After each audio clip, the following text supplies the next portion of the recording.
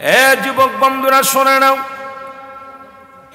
আলোচনার শুরুতেই বলবো বনি ইসরায়েলদের মধ্যে একজন নবী, এ মুসলমান, নাম হলো, ও মুসলমান শুনে নাও গভীর মনোযোগ। বনি ইসরায়েলদের মধ্যে অসংখ্য নবী আছেন, অসংখ্য নবীগণ আছেন। তাদের মধ্যে নবীর মধ্যে একজন হলো হযরত ঈসা আলাইহিস সালাম। জোরে জোরে বলো মারহাবা। শিক্ষা দেওয়ার জন্য কথাগুলো বলে যাই, আলোচনার শুরুতেই বলে যাই। একজন বিবিকে হারায় ফেলছে, বিবি মারা গেছে, কবরের পাশে একদিন নয় দুদিন নয়, চোখের পানি ছেড়ে কান্দে। ওই পথে যাইতেছিলেন গোরস্থান দিয়ে। আজকে কবরবাসীদের স্মরণে কে বা কার জন্য কান্দে, কে বা কার জন্য দোয়া করে। ও মুসলমান, এই নিষ্ঠুর পৃথিবী ভাই ভাইকে ভুলে যায়, সন্তান বাবাকে ভুলে যায়, বাবা সন্তানকে ভুলে যায়। ও মুসলমান, এই দুনিয়ার এমনই একটা নিষ্ঠুর পৃথিবী, খালি ভোগ করতে জানে, ত্যাগ করতে জানে না। পচা গলা নষ্ট যা দিবেন সব এই মাটিতে গ্রহণ করবে, বলবে না দিও না, এটা আমি নিব না, গ্রহণ করব না। এই পৃথিবীর মায়া ছেড়ে চলে যাব, এর মধ্যে কোনো সন্দেহ নাই। জোরে বলেন ঠিক কিনা। উনি কবরের পাশে দাঁড়ায় দাঁড়ায় কান্দে। ঈসা নবী যাইতেছিলেন, ডাকতে বলে, হে ভাই তুমি কেন ওখানে বসে কান্দো? বলে আমার বিবি মারা গেছে। আল্লাহু আকবার। কি মারা গেছে? বিবি মারা গেছে। বলে তোমার বিবি মারা গেছে, এখনো রাত জেগে জেগে কান্দো, বসে বসে চিন্তা করো। বাড়ি যাও, তোমারও দুনিয়া থেকে বিদায় হতে হবে। থাকার জায়গা না, দুনিয়াটা বড় নিষ্ঠুর দুনিয়া। আজ হোক আর না কাল হোক না কেন চলে যেতে হবে, থাকার জায়গা না। তুমি বাড়ি যাও, বাড়ি যে ঘুমাও, আল্লাহর কাছে যাওয়ার জন্য তৈরি হয়ে যাও, প্রস্তুতি হয়ে যাও। বলে ভাই আমি আমার বিবিকে প্রচন্ড ভালোবাসতাম, আমার বিবিকে ছাড়া বাঁচতে পারি না, ঘুমাইতে পারি না, আমার বিবি ছাড়া কিচ্ছু ভালো লাগে না। তুমি তোমার মাওলার কাছে বলো, হয় আমাকে নিয়ে যেতে, না হয় আমার বিবিকে ফিরাইয়া দিতে। আল্লাহু আকবার। হয় আমার বউডার কবর থেকে ফিরাইয়া দাও, না হয় আমারে তুমি নিয়ে যাও। ঈসা আলাইহিস সালাম বুঝাইলেন, বাবা পাগলামি করিস না, দুনিয়া থেকে চলে যেতে হবে, থাকার জায়গা না। কত নবী, কত গাউস, কত আলী আসলেন, সবাই চলে গেছে। বাবা তোমারও চলে যেতে হবে, আমিও চলে যাব, কেউ থাকবো না। তবে তোমার কাছে দাবি করি তুমি বাড়িতে ফিরে যাও। যুবক বলে, আল্লাহর নবী গো আমি যেতে চাই না, আমার বিবি ছাড়া ঘুমাইতে পারবো না, বিবিকে ছাড়া খাইতে ভালো লাগে না, ঘুমাইতে ভালো লাগে না, সময় কাটে না, আমার বিবিরে আপনি ফিরাইয়া দেন। আল্লাহর নবী ঈসা আলাইহিস সালাম বললেন, বাবা তোমার বিবির কবর কোনটা? বলে ওই যে কবর ওইটা। আল্লাহর নবী ঈসা আলাইহিস সালাম ডাক দিলেন, ওঠো। সঙ্গে সঙ্গে লাফ দিয়ে উঠলেন। কবর থেকে একজন যুবক উঠলেন, তার সমস্ত গায়ের মধ্যে আগুনের সাপ, সমস্ত গায়ের মধ্যে আগুন জ্বালানো, মাথার মধ্যে আগুনের কাকগুলো ঠুকায় ঠুকায় খায়, জিহ্বাখানা টানদে বাইর করে এইরকম হাতুড়ি লাগানো, চোখের পানি ছেড়ে কান্দে, সমস্ত গায়ের মধ্যে আযাবের সমস্ত জাহান্নামের অগ্নিকাণ্ড গায়ের মধ্যে চিৎকার মেরে কান্দে আর বলে, কে গো আমাকেই ডাক দিছ?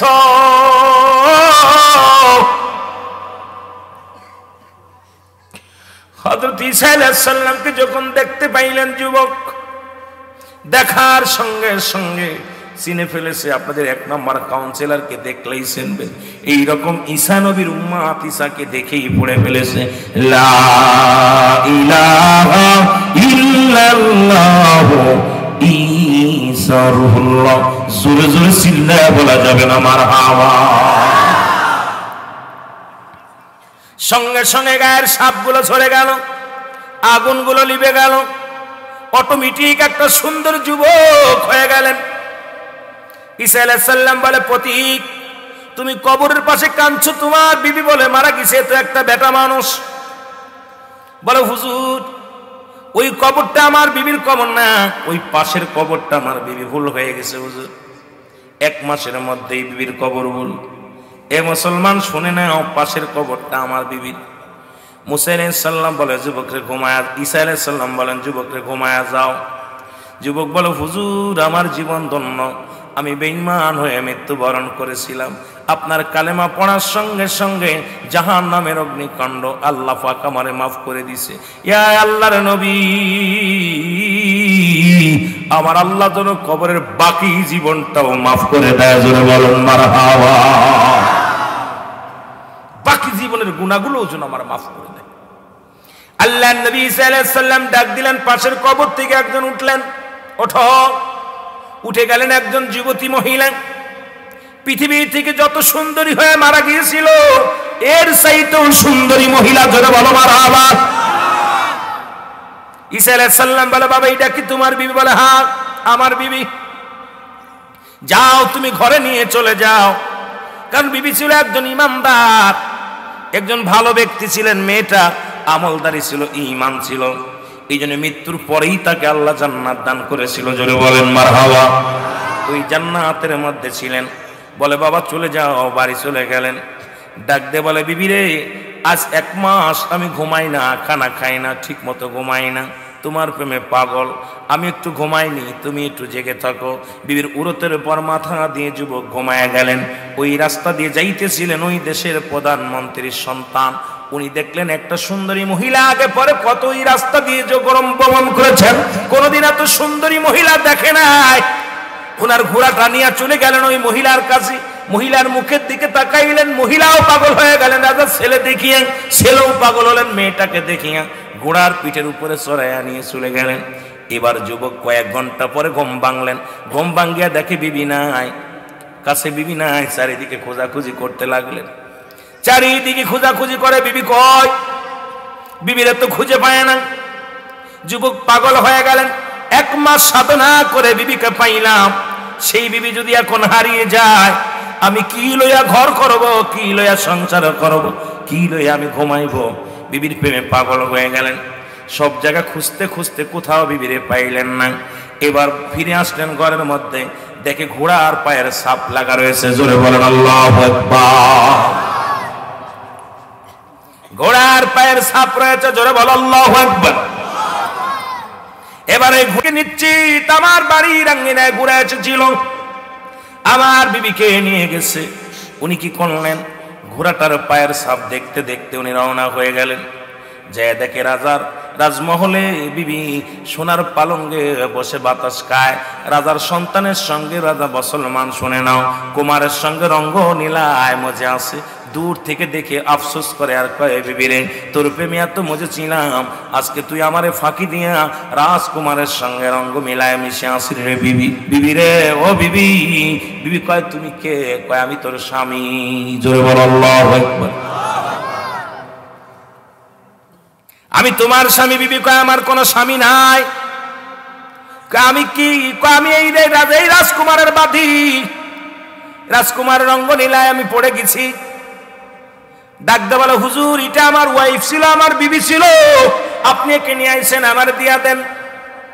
রাজকুমার ডাকতে বলে বাদী বলো এই ছেলেটা কি চেনো? বলে আমি চিনি না, ও শুধু শুধু আমাদের ডিস্টার্ব করে, আমি জীবনেও তারে দেখি নাই। অমুসলমান সঙ্গে সঙ্গে রাজকুমার খোলা তরবারি নিয়ে যুবকটাকে এক কবে দ্বিখণ্ডিত করে ফেললেন। ইমানদার যুবক বেঈমান হয়ে মারা গেল, জোরে জোরে বলেন নাউজুবিল্লাহ। আল্লাহর নবী সাল্লাল্লাহু আলাইহি সাল্লাম বনি ইসরাঈলদেরকে শিক্ষা দিলেন, দুনিয়াটা হলো ওই সুন্দরী নারীর মতো। আল্লাহু আকবার বলেন। বনি ইসরাঈলদের শিক্ষা দিলেন, ও দুনিয়ার মানুষ, তোমরা যারা খোদাকে ভুলে গেছো, তোমরা যারা দিনের বিধান ভুলে গেছো, এই দুনিয়ার রং তামাশায় গড়ো, দুনিয়ার সংসার, দুনিয়া দুনিয়া দুনিয়া। আজকে ছেলেমেয়ের ওই ছেলেমেয়ের দিকটা গায়া সংসারের দিকিয়া নামাজ ছেড়ে দিলাম, রোজা ছেড়ে দিলাম, হজ বন্ধ করে দিলাম, শরীয়তের বিধান ভুলে গেলাম। এই দুনিয়াটা হলো একটা সুন্দরী নারীর মতো। এই সুন্দরী নারীর প্রেমে পড়িয়া যুবক যেমন ঈমান হারিয়ে ফেলেছে, সে জামানার মানুষগুলোকে বোঝানোর জন্যে, ও মুসলমান বনি ইসরাঈলদের মানুষদেরকে বোঝানোর জন্যে ঈসা নবী প্রমাণ করে দিলেন, তোমরা দুনিয়া ছেড়ে দাও, দুনিয়া একটা সুন্দরী লুবিনাই নারীর মতো, ওই সুন্দরী মেয়েদের মতো এই লোভে যে পড়ে যাবে সেই দুনিয়া আখিরাত দুইটাই হারায় ফেলবে। জোরে বলেন ঠিক কি না? ঠিক আমরা একই অবস্থায় ছেলে মেয়ের দিকে সুখী করার জন্য সুদ, ঘুষ, জিনা, ব্যভিচার, যৌবন বয়সে পরের মেয়ের পাশ ঘুরতেছি, সুদ ঘুষ খাচ্ছি, নামাজ ছেড়ে দিচ্ছি, দুনিয়ার পিঠে, দুনিয়ার জন্য। নবী জন্য বললেন বাল হুয়া কিলাব, এই দুনিয়াটা হলো পচা দুর্গন্ধ মরি। মানুষের চরিত্র হলো কুকুরের চরিত্র। কুকুর যেমন পৃথিবীর মধ্যে মরি পাইলে সবচেয়ে বেশি খুশি হয়, সে জামানার মানুষগুলো এই দুনিয়া দুনিয়া দুনিয়া আঁকড়ে ধরবে, নামাজের চাইতে দুনিয়া আঁকড়ে ধরবে বেশি। বাজান আল্লাহর বিধানের চাইতে শয়তানের বিধানকে মানবে বেশি। পৃথিবীর মধ্যে আল্লাহর বিধানকে ভুলে যাবে তারা, রাসূলের সুন্নাত ভুলে যাবে তারা, দ্বীনের বিধানগুলো ভুলে যাবে তারা। এই দুনিয়া হাসিলের জন্য সব কিছু করতে পারে, কিন্তু আমার আল্লাহকে রাজি খুশি করার জন্য করতে গেলে বড় কষ্ট লাগে। জোরে জোরে বলেন ঠিক কি না? এই দুনিয়ার পিছে ঘুরে ঘুরে আমরা দুনিয়া কোনভাবে বাড়ি করব, কোনভাবে ঘর করব, কোনভাবে সংসার ধর্ম বড় করব, কোনভাবে জমি জমার মালিক হব, কোনভাবে ব্যবসাকে বড় বানাবো, কোনভাবে ছেলে মেয়েদেরকে অবৈধ সম্পদ দিয়া আর ঘুষ দিয়া চাকরি দিব। আমাদের সমাজ খালি দুনিয়ার পিছে। আল্লাহ পাকের মুখাফিক কি আমরা হতে চাই না। আমার আল্লাহর মুখাফিক কি সবাই? কার মুখাফিক কি? জোরে বলেন কার? দুনিয়ার মুখাফিক কি হওয়া যাবে না। খাওয়ানোর মালিক কে? পরানোর মালিক কে? হায়াতের মালিক কে? রিজিকের মালিক কে? আজকে যে সমস্ত যুবক ভাইয়েরা আছেন, আজ থেকে প্রতিজ্ঞা করবেন আল্লাহ তুমি সব কিছুর মালিক, যেহেতু তুমি বাঁচাও, তুমি খাওয়াও, তুমি পড়াও, সব কিছুর মালিক যেহেতু তুমি আল্লাহ, তোমার বিধান মানছি, তোমার পথে চলবো, তোমার দিনের পথে চলবো, তোমার বিধানের বাইরে চলবো না, তোমার হুকুমের বাইরে চলবো না, শরীয়তের বিধান ছাড়বো না, তরিকাতের বিধান ছাড়বো না, হাকিকতের বিধান ছাড়বো না, মারিফাতের বিধান ছাড়বো না, পরিপূর্ণভাবে মেনে নিব। আর মধুর কালেমা পড়ে নিছি লা ইলাহা ইল্লাল্লাহু মুহাম্মাদুর রাসূলুল্লাহ। জোরে জোরে চিল্লায় বলা যাবে না মারহাবা। আল্লাহ বলেন বান্দারে লা ইলাহা, নাই কোনো ইলাহ, কিচ্ছু নাই, সব কিছুর মালিক হলো আমার আল্লাহ। মারহাবা বলেন। সব কিছুর মালিক কে? এ যুবক বন্ধুরা, সব কিছুর মালিক কে? আল্লাহ বলেন সব কিছুর মালিক হলাম আমি আল্লাহ। আমি হায়াতের মালিক, রিজিকের মালিক। লা ইলাহা, নাই কোনো ইলাহ, ইল্লাল্লাহু এক আল্লাহ ছাড়া। বিধানের সংবিধানের মালিক আল্লাহ, আপনার বিধানের মালিক আল্লাহ, আপনার জীবনের মালিক আল্লাহ, জমিনের মালিক আল্লাহ, আসমানের মালিক আল্লাহ। সেই আল্লাহকে পাওয়ার জন্য একটা মানুষ আছে, আল্লাহকে পাওয়ার জন্য একটা মাধ্যম আছে, সেই মাধ্যম ঠিকানা হলো নবী মুহাম্মদুর রাসূলুল্লাহ। জোরে জোরে চিল্লায় বলা যাবে না সাল্লাল্লাহু। আল্লাহর প্রেরিত রাসূল বা বান্দা হলো, আর নবীর বিধান হলো তুমি আল্লাহকে মানো। দুনিয়ার মধ্যে চন্দ্র নয়, দুনিয়ার মধ্যে অন্য কিছু নয়, দুনিয়ার মধ্যে একমাত্র পূজা করো কার? আরো জোরে বলেন কার? আল্লাহু আল্লাহু আহাদ আল্লাহুস সামাদ লাম ইয়ালিদ ওয়া লাম ইউলাদ ওয়া লাম ইয়াকুল লাহু কুফুয়ান আহাদ। জোরে জোরে চিল্লায় বলা যাবে না মারহাবা। আল্লাহ বলেন বান্দারে আমি আল্লাহ এক। কে কে? জোরে চিল্লায় বলতে হবে। আলোচনার ভিতরে যেতে হলে সময় লাগবে, আস্তে আস্তে আলোচনার মধ্যে যায়। আমার আল্লাহ কয়জন? জোরে বলেন কয়জন? আল্লাহ বলে বান্দারে আমি এক, আমি এক, আমার কোনো দ্বিতীয় নাই। যারা চন্দ্র পূজা করো ছেড়ে দাও, প্রতিমা পূজা করো ছেড়ে দাও, যারা অন্যের কাছে সাহায্য চাও ছেড়ে দাও। সাহায্যের মালিক আমি, সব কিছু দেওয়ার মালিক আমি। ও বান্দা শুনে নাও, একমাত্র আমার বিধান মেনে নাও, আমার সংসার মেনে নাও। আমি যে বিধান দিয়েছি বিধানগুলো তুমি ভালো করে মেনে নাও। ও বান্দা শুনে নাও, এই আসমান জমিনের মধ্যে কারু আমি জন্ম দিই নাই, সুতরাং আমার আর দ্বিতীয় কাউকে খুশি করার প্রয়োজন নাই, একমাত্র সিজদা করবা আমারে। আমি কাউকে জন্ম দিই নাই, কারু থেকে জন্ম নিই নাই, আমার কোনো বংশ নাই, আমার কোনো ছেলে নাই, মেয়ে নাই, পরিবার পরিবার পরিজন নাই। তবে মুসলমান শুনে নাও, আসমান জমিনের মধ্যে আমার সমতুল্য, আমার সমকক্ষ আর কেউ নাই। আমি আল্লাহ একাই, আমি আল্লাহ নিজেই। জোরে জোরে বলো ঠিক কি না? আসেনি আর কেউ? জোরে বলেন আসেনি কেউ? আসেনি। তাহলে এক বিধান মানবো কার? আরো জোরে বলেন বিধান মানবো কার? আইন মানবো কার? ও মুসলমান, সব কিছু মানবো কার? সব কিছুর মালিক আমার আল্লাহ। জোরে কোন ঠিক কিনা? আর একটু জোরে বলো আল্লাহু আকবার। একটু মহব্বতে জিকির করেন সুবহানাল্লাহ, আলহামদুলিল্লাহ, লা ইলাহা। আরো জোরে সুবহানাল্লাহ, লা ইলাহা। এর নাই কোন মাবুদ আল্লাহ ছাড়া, বলো নাই কোন মাবুদ। লা ইলাহা ইল্লাল্লাহ, বলো লা ইলাহা। আর জোরে লা ইলাহা। এর লা ইলাহা ইল্লাল্লাহ, লা ইলাহা ও মুহাম্মাদুর রাসূলুল্লাহ।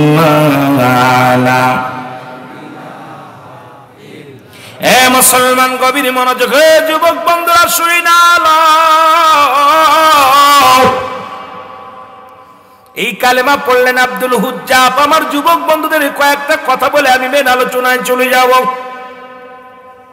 হুজ্জাব নামে একজন যুবক কালেমা পড়লেন, লা ইলাহা, নাই কোন ইলাহা ইল্লাল্লাহু, এক আল্লাহ ছাড়া, মুহাম্মাদুর রাসূলুল্লাহ, আল্লাহ পাকের প্রেরিত রাসূল বা বান্দা হলো আমার নবী রাহমাতাল লিল আলামিন। জোরে জোরে বলেন মারহাবা। উনি কালেমা পড়লেন। চাচাই বলে, বাতিজারে তুমি কি পড়ছো? বলে কালেমা পড়েছি। কয় কালেমার অর্থ জানোনি? কালেমার অর্থ জানোনি? বলে না চাচা, আমি জানি কালেমার অর্থ আল্লাহ ছাড়া কোনো মাবুদ নাই, আল্লাহর প্রেরিত রাসূল বা বান্দা হলো রাহমাতাল লিল আলামিন। জোরে বলেন মারহাবা। আর একটু জোরে বলেন মারহাবা। বাতিজা বলে আল্লাহ ছাড়া কোনো মাবুদ নাই, রাসূল পাক সাল্লাল্লাহু আলাইহি ওয়াসাল্লাম তার প্রেরিত রাসূল বা বান্দা। চাচাই কয়, বাতিজারে কালেমার অর্থ এটা নয়, কালেমার অর্থ হলো আজ থেকে তোমার খানা বন্ধ, খাবার খেতে পারবা না। হুজ্জাব বলে, চাচা কালেমার অর্থ যদি খানা বন্ধ হয়, দিলাম ছেড়ে। আমার যুবক বন্ধুরা আজকে যারা সব বাদ দিয়া জান্নাতের বাগানে এসেছেন, আপনাদের কত দাম, কত সম্মান, কত ইজ্জত, আমি আস্তে আস্তে গেলে আলোচনায় বুঝতে পারবেন আপনাদের কত মূল্যায়ন, কত মূল্য দিছে আমার আল্লাহ। রিয়াজুল জান্নাত, বেহেশতের বাগান। আর এই বাগানে জাহান্নামীরা আইব না, জান্নাতীরা আইব। জোরে কোন ঠিক কি না? হুজ্জাব কয়, চাচা কালেমার অর্থ যদি খানা বন্ধ হয়ে যায়, এক ওয়াক্ত খানা খাবো না, খাওয়ানোর মালিক আমার আল্লাহ। হুজ্জাব খানা ছেড়ে দিলেন, একবারও খানা খায় না, শুধু চোখের পানি ছেড়ে কান্দার বলে ইল্লাল্লাহু ইল্লাল্লাহ, লা ইলাহা। চোখের পানি ছেড়ে কান্দে।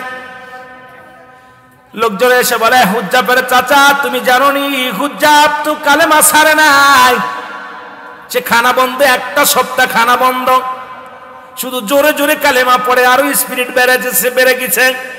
ডাকতে বলে, বাতিজারে তুমি কালেমার অর্থ জানো নি?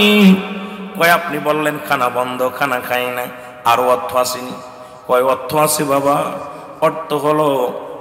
অর্থটা হলো আজ থেকে জমা জমি আর পাবা না, সব সম্পত্তি সব কিছু আমার, এর একটা কানা করেও তুমি পাবা না।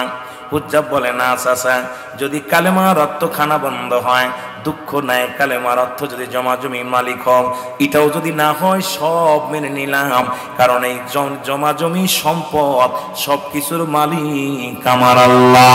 আবার সব কিছুর জন্য বিচ্ছিন্ন করে দিবে আমার আল্লাহ। আল্লাহ নিজেই বলে, কুল্লু মান আলাইহা ফান। জোরে বলো আল্লাহু আকবার। আল্লাহ কয়, বান্দার এই জমিনের মধ্যে যা কিছু আছে সব কিছু আমি চূর্ণ বিচ্ছিন্ন করে দিব, এই জমিনটা আমি পুরায়া তামা বানায় দিব। জমিনের ভিতরে যত পানি আছে সমস্ত পানিগুলো আমি আল্লাহ পুরায়া ছাই বানায়া দিব। যেদিন কিচ্ছু বলতে কিচ্ছু থাকবে না, সেদিন থাকবে শুধু আমার আল্লাহ। সুতরাং আল্লাহকে পাওয়ার জন্য আমি হুজ্জাব সব ছেড়ে দিতে পারি, সব কিছুইতে শেষ করে দিবে আমার আল্লাহ। জোরে জোরে চিল্লায়া বলা যাবে না মারহাবা। একটু জিকিরের তালে তালে আগে আসেন আর বলেন সুবহানাল্লাহ। আগায় চলে আসেন না ভাইয়ের, আগায় চলে আসেন। এই সুবহানাল্লাহ আলহামদুলিল্লাহ লা ইলাহা, আরো জোরে সুবহানাল্লাহ লা ইলাহা, এর নাই কোনো মাবুদ আল্লাহ ছাড়া, বলো নাই কোনো মাবুদ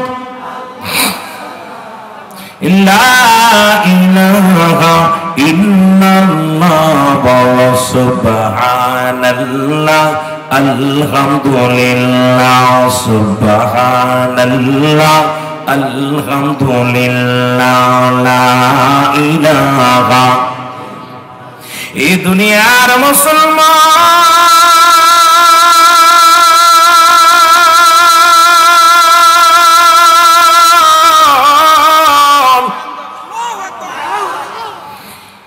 আব্দুল উজ্জাব চোখের পানি ছেড়ে কান্দের বলে, মালিক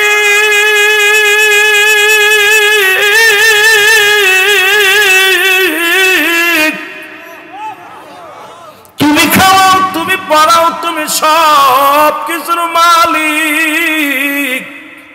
ও আমার আল্লাহ, তোমাকে ভালোবাসার জন্য আল্লাহ যদি আজকে জমি জমা যদি ছেড়ে দেওয়া লাগে ছেড়ে দিলাম রে আল্লাহ।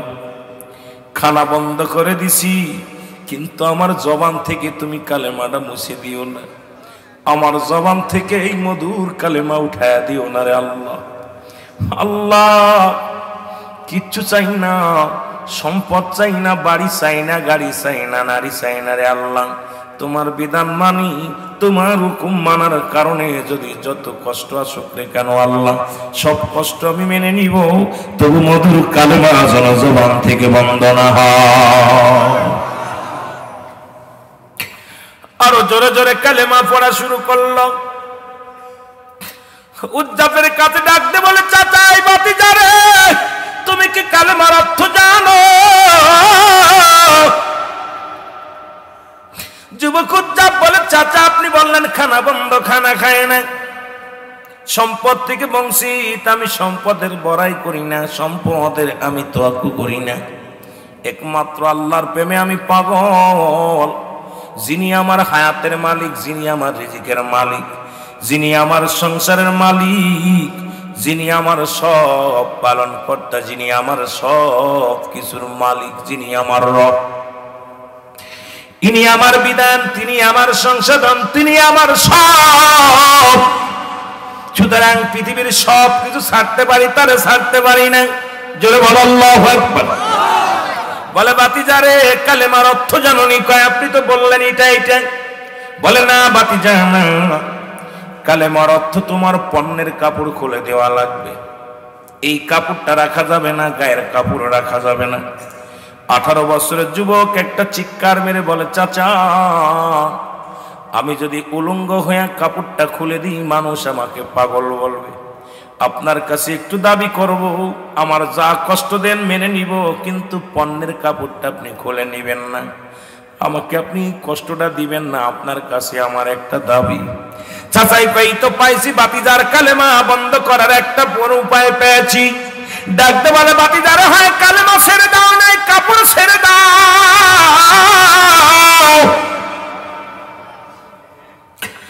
ভাতিজা ডাকতে বলে, আল্লাহ তুমি বলে দাও আমি কাপড় ছাড়ব নাকি কালেমা ছেড়ে দিব। ও আমার মালিক,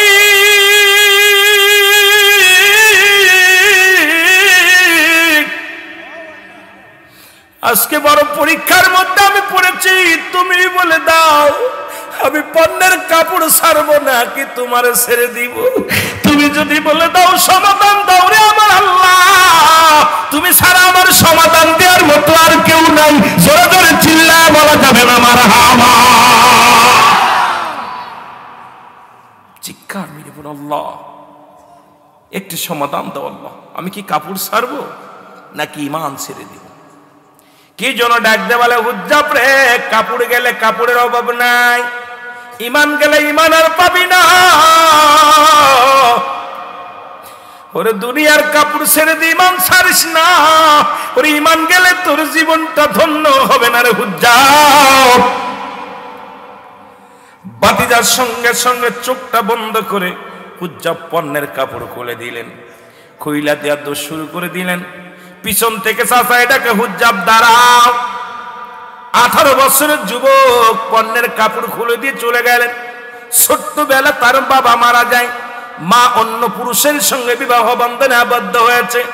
একটা দড়ি চলে গেলেন মায়ের কাছে, দেখে মা দেখে 18 বছরের যুবক উলঙ্গ দৌড়ায়া ঘরের মধ্যে ঢুকছে। মাকে ডাকতে বলে মা, মা গো মা, একবার তুমি আমাকে এক টুকরা কাপড় দাও মা গো, আমার একটু কাপড় দাও। মা বলে বাবারে তুমি কে? কয় মা গো তুমি আমার চিনবা না, আমি তোমার হুজ্জাব।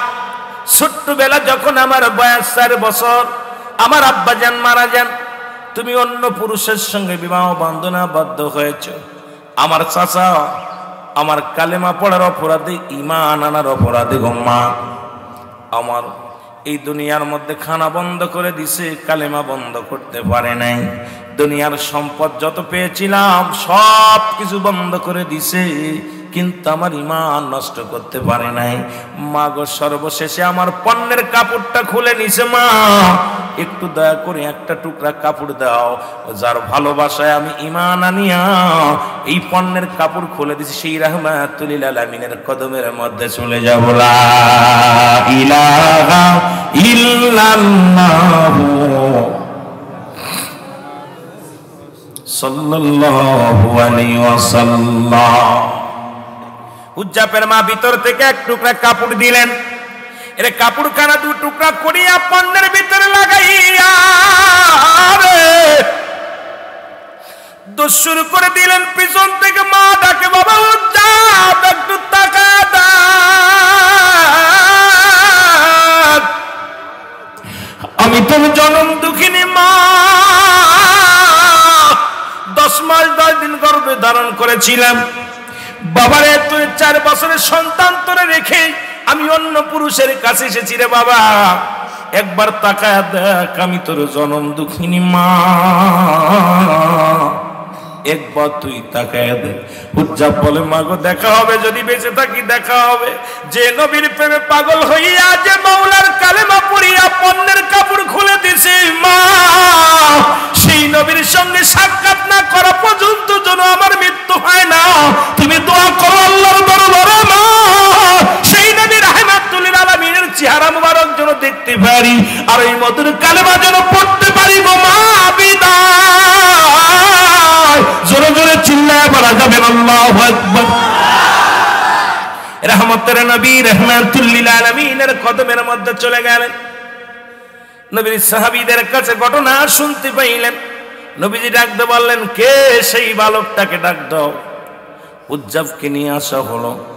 হুজ্জাব নবীর কদম মোবারক দেখিয়া কদমের মধ্যে পড়ে গেলেন। ইয়া রাসূলুল্লাহ ইয়া হাবিবাল্লাহ, আমার নবী ডাকতে বলে হুজ্জাব রে, তুই কালেমা পড়িয়া আমি নবীর প্রেমে এসকে দিওয়ানা হইয়া আমার মাওলার প্রেমে পাগল হইয়া দুনিয়ার কাপড় পর্যন্ত ছেড়ে দিছি রে হুজ্জাব। আজ থেকে তোর নাম হুজ্জাব নয়, তোর নাম আজ থেকে আব্দুল হুজ্জাব আমি নাম দিলাম। আর আমি নবীর কদমের মধ্যে তোরে জায়গা করে দিলাম। যতদিন খুশি, যত সময় খুশি আমি নবীর কদমের মধ্যে থাকবি। উন্মুক্ত হইয়া, মুক্ত হইয়া তুই কি করবি? আমার মাওলার জিকির করবি, আমার মাওলার প্রেমের মালা গলায় পড়বি। আর তোরে কেউ বাধা দিবে না, কেউ তোকে বারণ করবে না। আমার মাওলার নামে পাগল হ। হুজ্জাব জোরে জোরে চিৎকার মেরে ডাক দিয়ে বলে লা ইলাহা ইল্লাল্লাহু মুহাম্মাদুর রাসূলুল্লাহ। জোরে জোরে চিল্লায় বলা যাবে না সাল্লাল্লাহু আলাইহি ওয়াসাল্লাম। লা ইলাহা ইল্লাল্লাহু মুহাম্মাদুর রাসূলুল্লাহ। আল্লাহুম্মা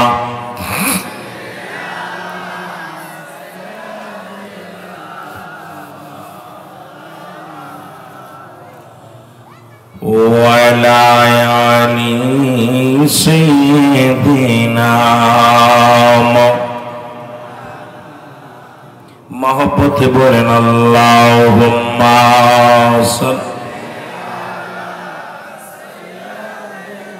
বাজান রে, এই রকম যদি ঈমান আনতে হতো, এই রকম পরিস্থিতি যদি আমার বাংলাদেশের মানুষের হতো, আমার বিশ্বাস আপনার 99% মানুষ ঈমান আনা কষ্ট হয়ে যেত। জোরে বলেন ঠিক কিনা?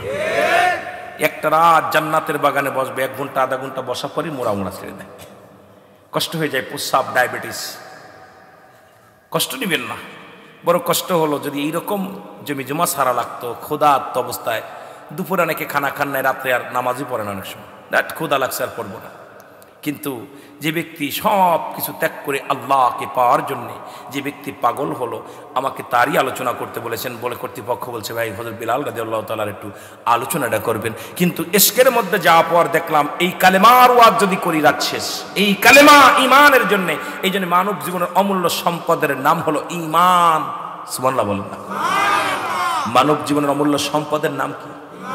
ঈমান। আর ব্যক্তির জীবনের অমূল্য সম্পদের নাম হলো রূহ। সুবহানাল্লাহ বলেন না? এই দুইটার বিষয়, একটা হলো রূহবিহীন, বডির কোনো মূল্য নাই, বডির কোনো মূল্য নাই রূহবিহীন। রূহ নাই, আল্লাহর কসম করে বলি, আপনি দেখবেন, এটা আপনারা ভালো করে বুঝবেন, কসম খাওয়া ঠিক না, তারপরও বলতেছি যে রূহ, এই মানব দেহের অমূল্য সম্পদের নাম কি? ব্যক্তির জীবনের অমূল্য সম্পদের নাম কি? রূহ। রূহ নাই, আপনার বডিটা দেখতে ভালো, কিন্তু একটা চোখ নাই, কান নাই, হাত নাই, পা নাই, রুহুটা আছে, এই বডিটার দাম আছে। জোরে বলেন ঠিক কিনা? অনেক ভাইরা 1 বছর 2 বছর পড়ে আছে, হাসপাতালে পড়ে আছে, তার বিদায় করে না যতক্ষণ পর্যন্ত দেহের মধ্যে রুহু আছে। জোরে কোন ঠিক কিনা? রুহুটা থাকার কারণে বাতাসটা ঢুকছে, বাইর হয় নাই, বাইর হয়েছে আর ঢুকছে না। বডি দেখতে ভালো, হাত পা সব ঠিক আছে। 16 বছর 18 বছরের মানুষ, শিশু মাসুম বাচ্চাগুলো যখনই নিঃশ্বাস ত্যাগ হয়ে গেছে, ঢুকছে আর বাইর হয় নাই, বাইর হয়েছে আর ঢোকে নাই, ওই বডির আর কোনো মূল্য নাই। সকালবেলা মসজিদুল হাম পড়ে যাবে রুহুল আমিন সিদ্দিকের লাশ। কার লাশ? যেটা বলেন কার লাশ? আপনাদের মাইকে এলান পড়ে যাবে, বলবে অমক সময় অমক ব্যক্তি ইন্তেকাল করেছে। মরহুমের জানাজা সকাল 10টায় হবে, কি হবে? মসজিদের সামনে অনুষ্ঠিত হবে। জোরে বলেন ঠিক কিনা? খালি নিঃশ্বাসটা ত্যাগ হওয়ার সঙ্গে সঙ্গে তাজা মানুষ হয়ে গেল মরহুম। তদ্রূপ মানব জীবনের অমূল্য সম্পদের নাম ঈমান। জোরে বলেন মারহাবা। ঈমানবিহীন কোন আমলের মূল্য নেই। আরো জোরে বলেন আল্লাহু আকবার। ঈমানবিহীন কোন আমলের মূল্য নেই, সেই ঈমানের আলোচনা হবে আমার বাবারা। ঈমানবিহীন কোন আমলের মূল্য নাই। ঈমান এবং আমল দুইটা বিষয়, একটা হলো ঈমান আর একটা হলো আমল। আমল একটা আর ঈমান একটা, দুইটা জিনিস কিন্তু দুইটা ধারায় চলছে। আমল বলতে বোঝায়, আমল যেটা, নামাজ পড়ছেন এটা আমল, হজ করছেন এটা আমল, যাকাত দিছেন এটার নাম আমল, কুরবানি করছেন এটার নাম আমল, দাড়ি রাখছেন এটার নাম আমল, দান সৎকা করেছেন এটার নাম আমল, এই মাহফিলে এসে শুনছেন এটার নাম আমল, টুপি মাথায় দিছেন এটার নাম আমল। এখন ঈমানের দরকার। ঈমান হলো নবী মুহাম্মদুর রাসূলুল্লাহ সাল্লাল্লাহু আলাইহি ওয়াসাল্লাম। জোরে চিল্লায় বলো মারহাবা। আরো জোরে বলেন। কথা বোঝেন?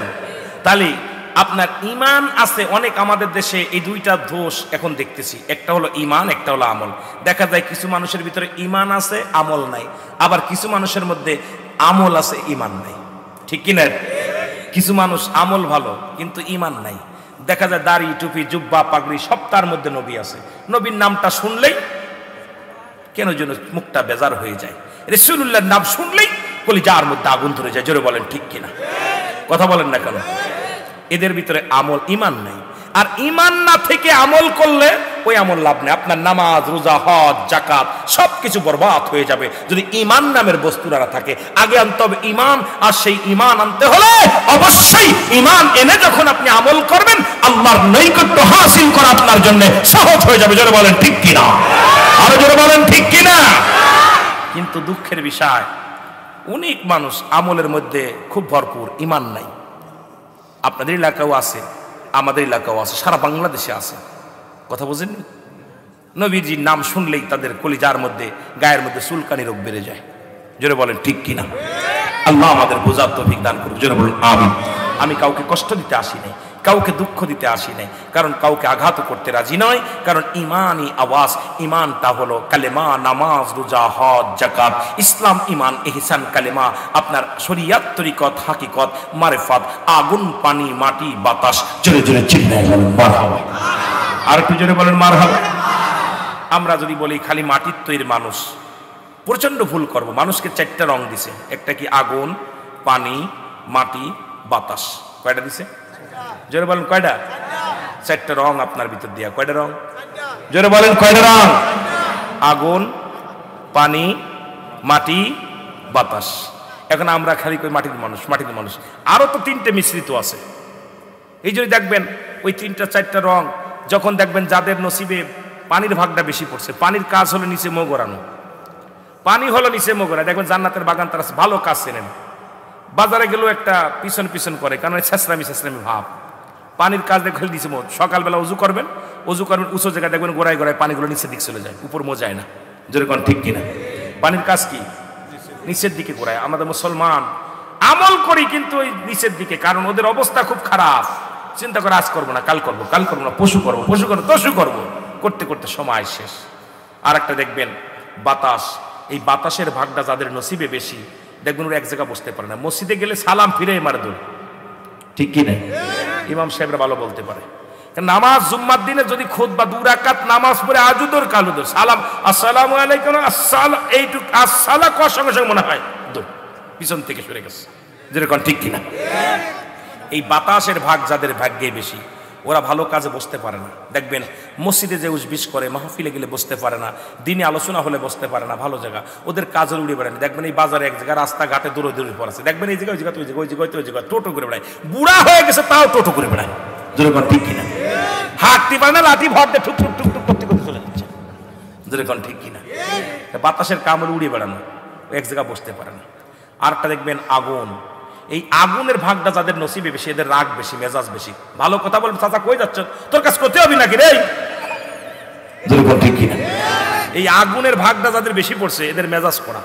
বুড়ো হয়ে গেল এখন মেজাজ দেখলে এমন অবস্থা হয় বাবা, মানুষকে তুমি বুড়ো হয়ে গেছো, তোমার তো জুত কমে নাই। যেরকম ঠিক কিনা? আছে না বাবা? এই আগুনের ভাগটা যাদের নসিবে বেশি এদের মেজাজ খারাপ, রাগ বেশি শরীরে, তার উত্তেজিত বেশি, হট্টগোল করে বেশি। আর একটা হলো মাটি, এই মাটি হলো সবচেয়ে প্রিয় খাঁটি। দেখবেন কোনো ছেলে মেয়ে যদি ভালো হয় কয় কার মেয়েরে মাটির মতো। জোরে বলেন ঠিক কিনা? কার ছেলেরে মাটির মতো, কারণ মাটিটা নড়ে কম, মাটিটা নড়ে কম। এই জন্যে মাটির আকৃতি আমাদের মানুষ, প্রতিটা মানুষের মাটির এই গুণটা আমাদের ধরা উত্তম। জোরে বলেন ঠিক কিনা? তাহলেই উত্তম আমরা হতে পারবো। এই জন্য আমাদের দেখবেন ওই মাহফিলে আসলে উঠাউটি করে, মসজিদে গেলে উঠাউটি করে, কারণ ওই যে ওদের ভাগ্যে তো আসে ওই অবস্থা এরকম। আবার একটু কথা বসবো না তো তোর কি, কারণ ওর তো রাগ বেশি শরীরে। জোরে কোন ঠিক কিনা? আল্লাহ বুঝার তৌফিক দান করুন। জোরে বলেন ঠিক কিনা? শরিয়াত, শরিয়াত, তরিকত, হাকিকত, মারিফাত। এখন শরিয়াত, তরিকত, তরিকত হলো এই ঠাকনু থেকে শুরু করে পা পর্যন্ত এটা হলো তরিকত। এরপরে হাঁটু থেকে শুরু করে নাভি পর্যন্ত এটা হলো মারিফাত। এখান থেকে এই পর্যন্ত হাকিকত, আর মাথা থেকে গলা থেকে শুরু করে মাথা পর্যন্ত এটা হলো শরিয়াত। সুবহানাল্লাহ বলেন না? এই যে ভাগ করছে প্রতিটা ভাগ, এই ভাগগুলো আমাদের দেখতে হবে। এইগুলো শরিয়াতের জন্য, তরিকাতের জন্য, হাকিকতের জন্য, মারিফাতের জন্য। আমাদের প্রায় শরিয়াত ছেড়ে দিলে যে ব্যক্তি কাফের, তরিকাত ছেড়ে দিলে সে ব্যক্তি, যে ব্যক্তি মারিফাত ছেড়ে দিবে সে ফাসিক। সুতরাং আমাদের অধিকাংশ মানুষই তরিকাও মানি না, হাকিকতও মানি না, তরিকাতও মানি না, মারিফাতও মানি না। কোন জগতে আসলাম আল্লাহই ভালো জানে। জোরে জোরে চিল্লাই বলো আল্লাহু আকবার। আর কি জোরে বলো আল্লাহু আকবার। একটু মহব্বতের সঙ্গে দুরূদ শরীফ পড়ুন। আল্লাহুম্মা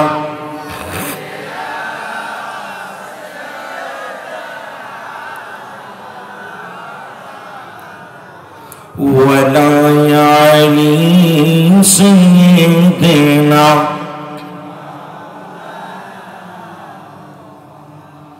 আমার ভাইরা আমার বন্ধুরা আমার এই ইমানের আলোচনার মধ্যে যাইতে যায় একটু সময় আমি অল্প একটু গল্প করে আসি আপনাদেরকে নিয়ে। মাইনুদ্দিন চিশতির এক মুরিদ, তৎকালীন জামানার মধ্যে মুসলমান, গভীর মনোযোগ শুনে নেন। যেহেতু আল্লাহর ওলিদের কথা বললাম, আল্লাহ বলে আলা সাবধান, ইন্না নিশ্চয়, আলা ইন্না উলিয়াল্লাহি, আল্লাহর তরফ থেকে যারা ওলি হয়, লা নাই খাউফুন শব্দের অর্থ ভয়, ওয়ালা যদি অবস্থান করে হুকুমাদের উপরে জানুন, তাদের কোনো চিন্তা নাই, ভাবনা নাই। মেরকাত সরে মেরকাতের 10ম খণ্ড 722 নম্বর পৃষ্ঠা, তাফসীরুল বায়ান 5ম খণ্ড 524 নম্বর পৃষ্ঠা। রাসূল বলে আলা সাবধান, ইন্না নিচালা ইন্না উলিয়াল্লাহি, আল্লাহর তরফ থেকে যারা ওলি হয়, লা ইয়ামুত, তাদের মৃত্যু নাই। জোরে জোরে চিল্লায়া বলা যাবে না আল্লাহু আকবার। আমার ভাইরা আমার বন্ধুরা আমার, তৎকালীন রাসূলের 2টা নাম এখনো মক্কা মদিনার মানুষ ভালোবাসে। সেই নামটা হলো আব্দুর রহমান আর আব্দুল্লাহ। মারহাবা বলেন, আর একটু জোরে বলেন। মদিনার বুকে, মক্কা মদিনার ছেলেদের নাম বেশিরভাগই আব্দুল্লাহ। আব্দুল্লাহ, ছোট আব্দুল্লাহ, বড় আব্দুল্লাহ, মেজে আব্দুল্লাহ, সেজে আব্দুল্লাহ। দেখা যায় বাবার 10টা সন্তান, বেশিরভাগই সন্তানের নাম আব্দুল্লাহ আর আব্দুর রহমান।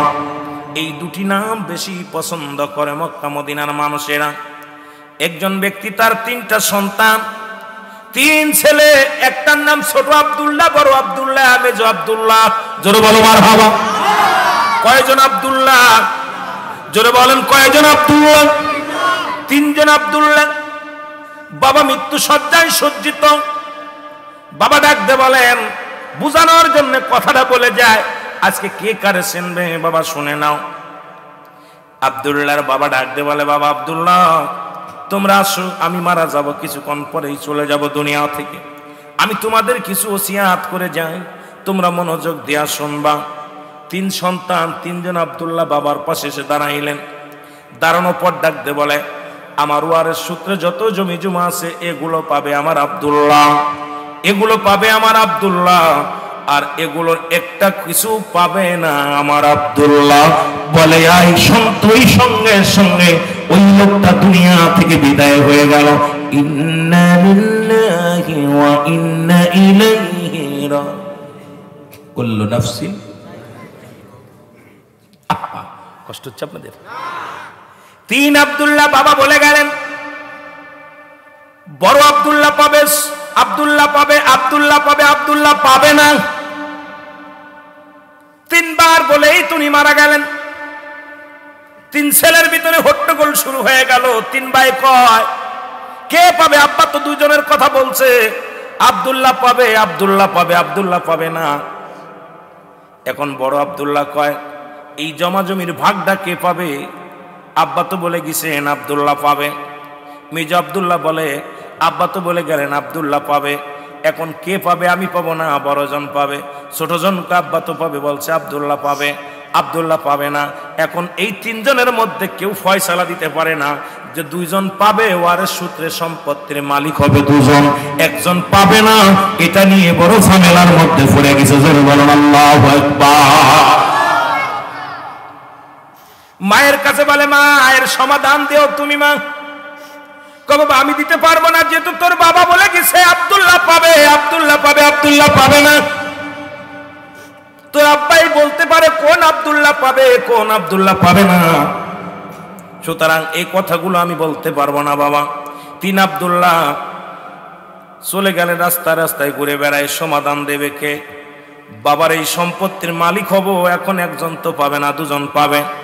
বড় প্রেশানিত হয়ে গেলেন, শুধু রাস্তা দিয়ে ঘুরে আর রাস্তা দিয়ে ঘুরে।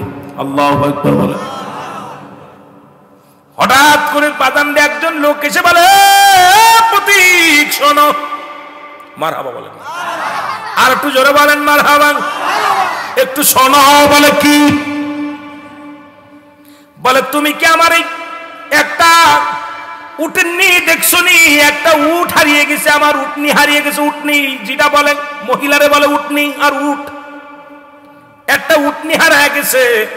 আমি খুঁজতেছি, তোমরা 3 ভাই দেখছনি, তোমরা 3 জন দেখছনি। বড় আব্দুল্লাহ বলে, আপনার উটনি কানা? বলে হ্যাঁ কানা। একটা চোখ কানা? বলে হ্যাঁ একটা চোখ কানা। জোরে জোরে চিল্লায় বলেন মারহাবা। কয়টা চোখ কানা? একটা চোখ কানা। মেজো আব্দুল্লাহ বলে, ভাই আপনার উট কি খুড়া? বলে হ্যাঁ আমার উট খুড়া। বলে 3টে পা? আল্লাহু আকবার বলো না। কয় আপনার উট কি খুড়া? বলে হ্যাঁ আপনার উট, আমার উট খুড়া। একটা পা নাই, খুড়া 3টি পা আছে। ছোট আব্দুল্লাহ বলে, ভাই আপনার উটের কি লেজ নাই, লেজ কাটা? বলে হ্যাঁ আমার উটের লেজ কাটা। আল্লাহু আকবার বলেন। 3 ভাই একদম হুবহু প্রমাণ দিয়ে দিলেন। এখন মালিক বলে, 3 জন বলো, তোমরা 3 জনই যা বলছো, আমার উটের একটা চোখ নাই, আমার উটের একটা পা নাই, আমার উটের লেজ নাই। এখন এই উটটাই তো আমার উটনি, কোথায় দেখছো? তাড়াতাড়ি বলো, তাড়াতাড়ি বলে দাও। 3 ভাই বলে, আল্লাহর কসম করে বলে আমি দেখি নাই। মেজোজন বলে আমি দেখি নাই। ছোটজন বলে আমি দেখি নাই। উটনির মালিক বলে, নিশ্চিত আমার উটনিকে তোমরা জবাই করে খেয়ে ফেলেছো, কারণ আমার উটের যে যে বিবরণ সব কিছু তোমরা দিয়েছো। কারণ আমার উটের একটা ঠ্যাং নাই তুমি বলেছো, আমার উটের লেজ নাই তুমি বলেছো, আমার উটের একটা চোখ নাই তুমি বলেছো। সুতরাং আমার উটনি যে যে অঙ্গ নাই সেই সেই বিবরণ তোমরা দিয়েছো। আমার উটটা নিশ্চিত তোমরা দেখছো। দাও, না হয় কাজীর দরবারে নিয়ে যাব, তোমাদের কঠিন বিচার হবে, তোমাদের ফাঁসির রায় হবে। তাড়াতাড়ি বলে দাও আমার উটনি কোথায়, তাড়াতাড়ি বলো। বলে আল্লাহর কসম আমরা দেখি নাই। দেখিস না এটা বললি কেমন করে? চলো। 3 ভাইরে ধরে নিয়ে গেছে কাজীর দরবারে। কার দরবারে? কাজীর দরবারে চলে গেল 3 ভাইকে নিয়ে। 3 ভাইকে নিয়ে কাজীর দরবারে পেশ করলেন। কাজী সাহেব, ও কাজী সাহেব, এই 3 ভাই আমার উঠের বিবরণ দিছে, যে সে আমার উঠের চিনাক্ত যেগুলো সব বিবরণ ঠিক দিছে। নিশ্চিত আমার উটনি এরা 3 ভাই জবাই করে খেয়েছে। তাড়াতাড়ি বলতে বলেন আমার উটনি কোথায়, তাড়াতাড়ি বলে দেন, একটা বিচার করেন। কাজী বলে, বাবা, ও বাবা শোনো, তোমরা ওর উট দেখছো নি? আল্লাহর কসম করে বলছি আমি উট দেখিনি। কয় উট না দেখলে উনি যে বিবরণ দিলেন তুমি কেমনে দিলা? বলো হুজুর আমি আন্দাজের পর বলেছি। কয় কেন আন্দাজের পর বললাম? কয় হুজুর আসতেছিলাম দেখি এত সুন্দর ঘাস, রাস্তার পাশে সুন্দর ঘাস, এক পাশের ঘাস খাও আর এক পাশের ঘাস খাই নাই। আমরা বুঝতে পারলাম নিশ্চিত কোন কানা প্রাণী, কানা পশুতি খাইছে, কারণ এক চোখ দিয়ে এক পাশে চোখ দিয়েছে, যে পাশ দিয়ে দেখছে সেই পাশের ঘাস খাইছে, আর যে পাশ দেখতে পারে নাই সেই পাশের ঘাস খাই নাই। সুতরাং আপনার উটনি আমি আন্দাজের পর বলেছি, ওই ঘাস দেখে বলেছি নিশ্চিত ওই উটের একটা চোখ নাই, না হলে 2 পাশের ঘাস তোই খেয়ে ফেলবে, এক পাশের ঘাস খেয়েছে।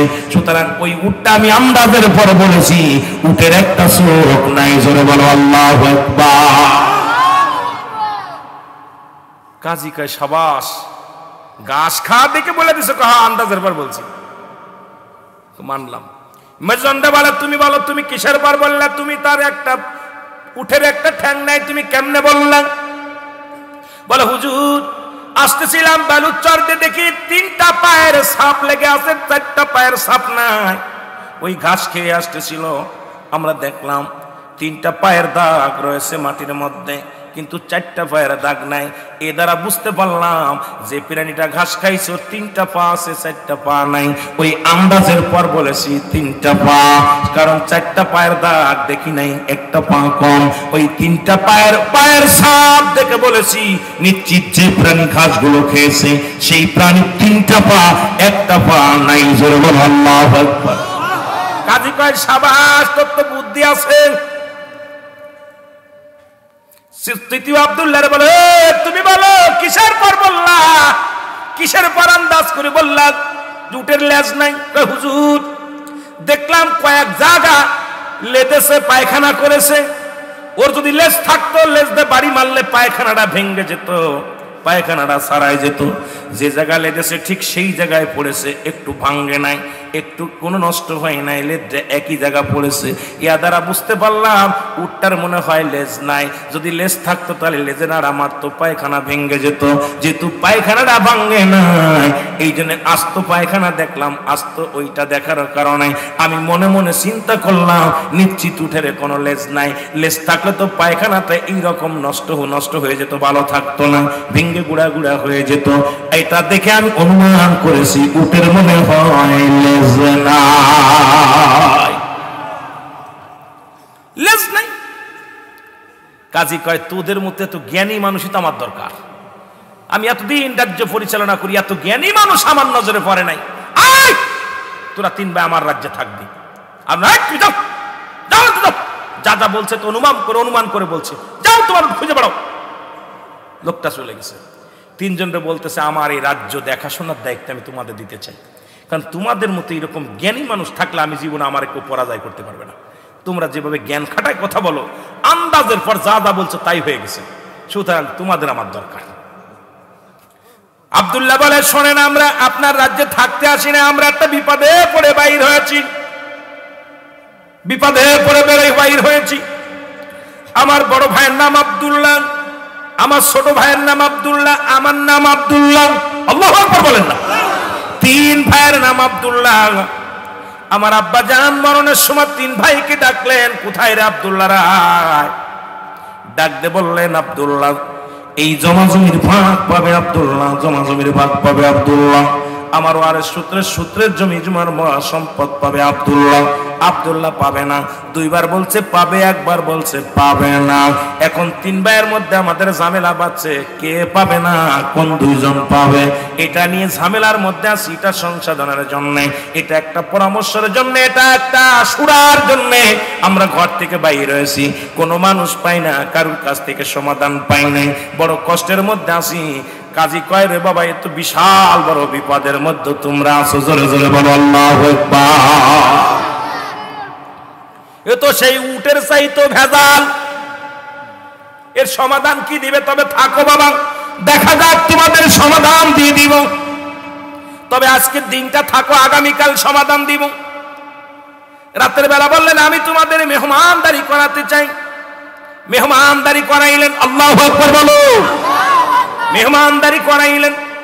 এ যুবক বন্ধুরা শোনো, গোস্ত রান্না করে আনলেন 1 পাতিলে, অনেকগুলো রুটি বানায় আনলেন, দিয়া দিলেন। এটা দিলেন কাজী সাহেব, দিয়ে পাঠাইলেন খাবারের জন্য। বড় আব্দুল্লাহ কয় খবরদার গোস্ত খাস না, এটা সাধারণ গোস্ত না, এটা উটের গোস্ত না, বকরির গোস্ত না, এটা হলো কুকুরের গোস্ত। জোরে জোরে বলো আল্লাহু আকবার। বড় আব্দুল্লাহ বলে এটা নিশ্চিত কুকুরের গোস্ত, এটা খাওয়া যাবে না। কিসের গোস্ত? জোরে বলেন কিসের গোস্ত? কুকুরের গোস্ত, এটা খাওয়া যাবে না। মেজো আব্দুল্লাহ বলে এই রুটি যিনি বানাইছে সে নিশ্চিত একটা গর্ভবতী মহিলা, এই রুটিগুলো যিনি বানিয়ে দিয়েছে তিনি গর্ভবতী মহিলা। জোরে বলেন আল্লাহু আকবার। ছোট আব্দুল্লাহ বলে নিশ্চিত এই খাবারগুলো যিনি দিছে সে সাধারণ মানুষ না, সে যারও সন্তান। নাউজুবিল্লাহ বলেন। আমাদের যে খাবার দিছে এটা অবৈধ সন্তান। এই 3টা কথা বসে রয়েছেন। কাজী এসে দেখে খানা খাই নাই, 3 ভাই বসে আছে। ডাকতে বলে তোমরা খানা খাওনি কেন? বলে হুজুর আপনি বলেন, আপনি কাজী, আপনি বলেন এই গোস্তটা কোন কি পশুর, এটা কুকুরের গোস্ত কি না? বলে বাবা আমি বলতে পারি না এটা কুকুরের গোস্ত কি না, আমি ভিতর থেকে জানতে হবে। মেজজন বলে, দ্বিতীয় আব্দুল্লাহ বলে হুজুর এই রুটিগুলো একটা গর্ভবতী মহিলা শেখছে, বলেন এই রুটিগুলো বানাইছে একজন গর্ভবতী মহিলা। এটা আমি বলতে পারি না। ছোট আব্দুল্লাহ বলে, 3 নাম্বার আব্দুল্লাহ বলে হুজুর এই খাবার আমাদেরকে যিনি দিচ্ছেন সে নিশ্চিত একজন অবৈধ সন্তান। জোরে জোরে চিল্লায়া বলা যাবে না আল্লাহু আকবার। কাজী মনে মনে খুব রাখছে, খাবার দিছি আমি, আমারে কয় অবৈধ সন্তান, কত বড় বেয়াদব। দাঁড়াও, তোমাদের কথা যদি ঠিক হয়, কারণ তোমরা উটের বিবরণ দিছো ঠিক হয়েছে, দাঁড়াও, এই জন্য আগে তোমাদের সমাধান দিব না। তোমাদের এই 3টা কথা যদি সঠিক হয় তাহলে তোমরা যেটা বলবা মেনে নিব। আর যদি মিথ্যা হয় 3 ভাইয়ের গর্দান থাকবে না, 3টা ভাইয়ের গর্দান কাটা পড়ে যাবে। 3 ভাইকে রেখে দিলেন, চলে গেলেন ভিতর বাড়িতে। যা ডাকতে যিনি পাকাইলেন, রান্না করেছেন, তাকে জিগায়, এ পাকানি শোনো, বাবরচি সাহেব শোনো, কিসের গোস্ত পাকাইছে? বলে হুজুর ঘরের আপনি গরুর গুঁড়া গোস্ত রান্না করে দিতে বলেছেন। যা দেখি কোনো গোস্ত নাই, উটের গোস্ত নাই, বকরির গোস্ত নাই, দুম্বার গোস্ত নাই।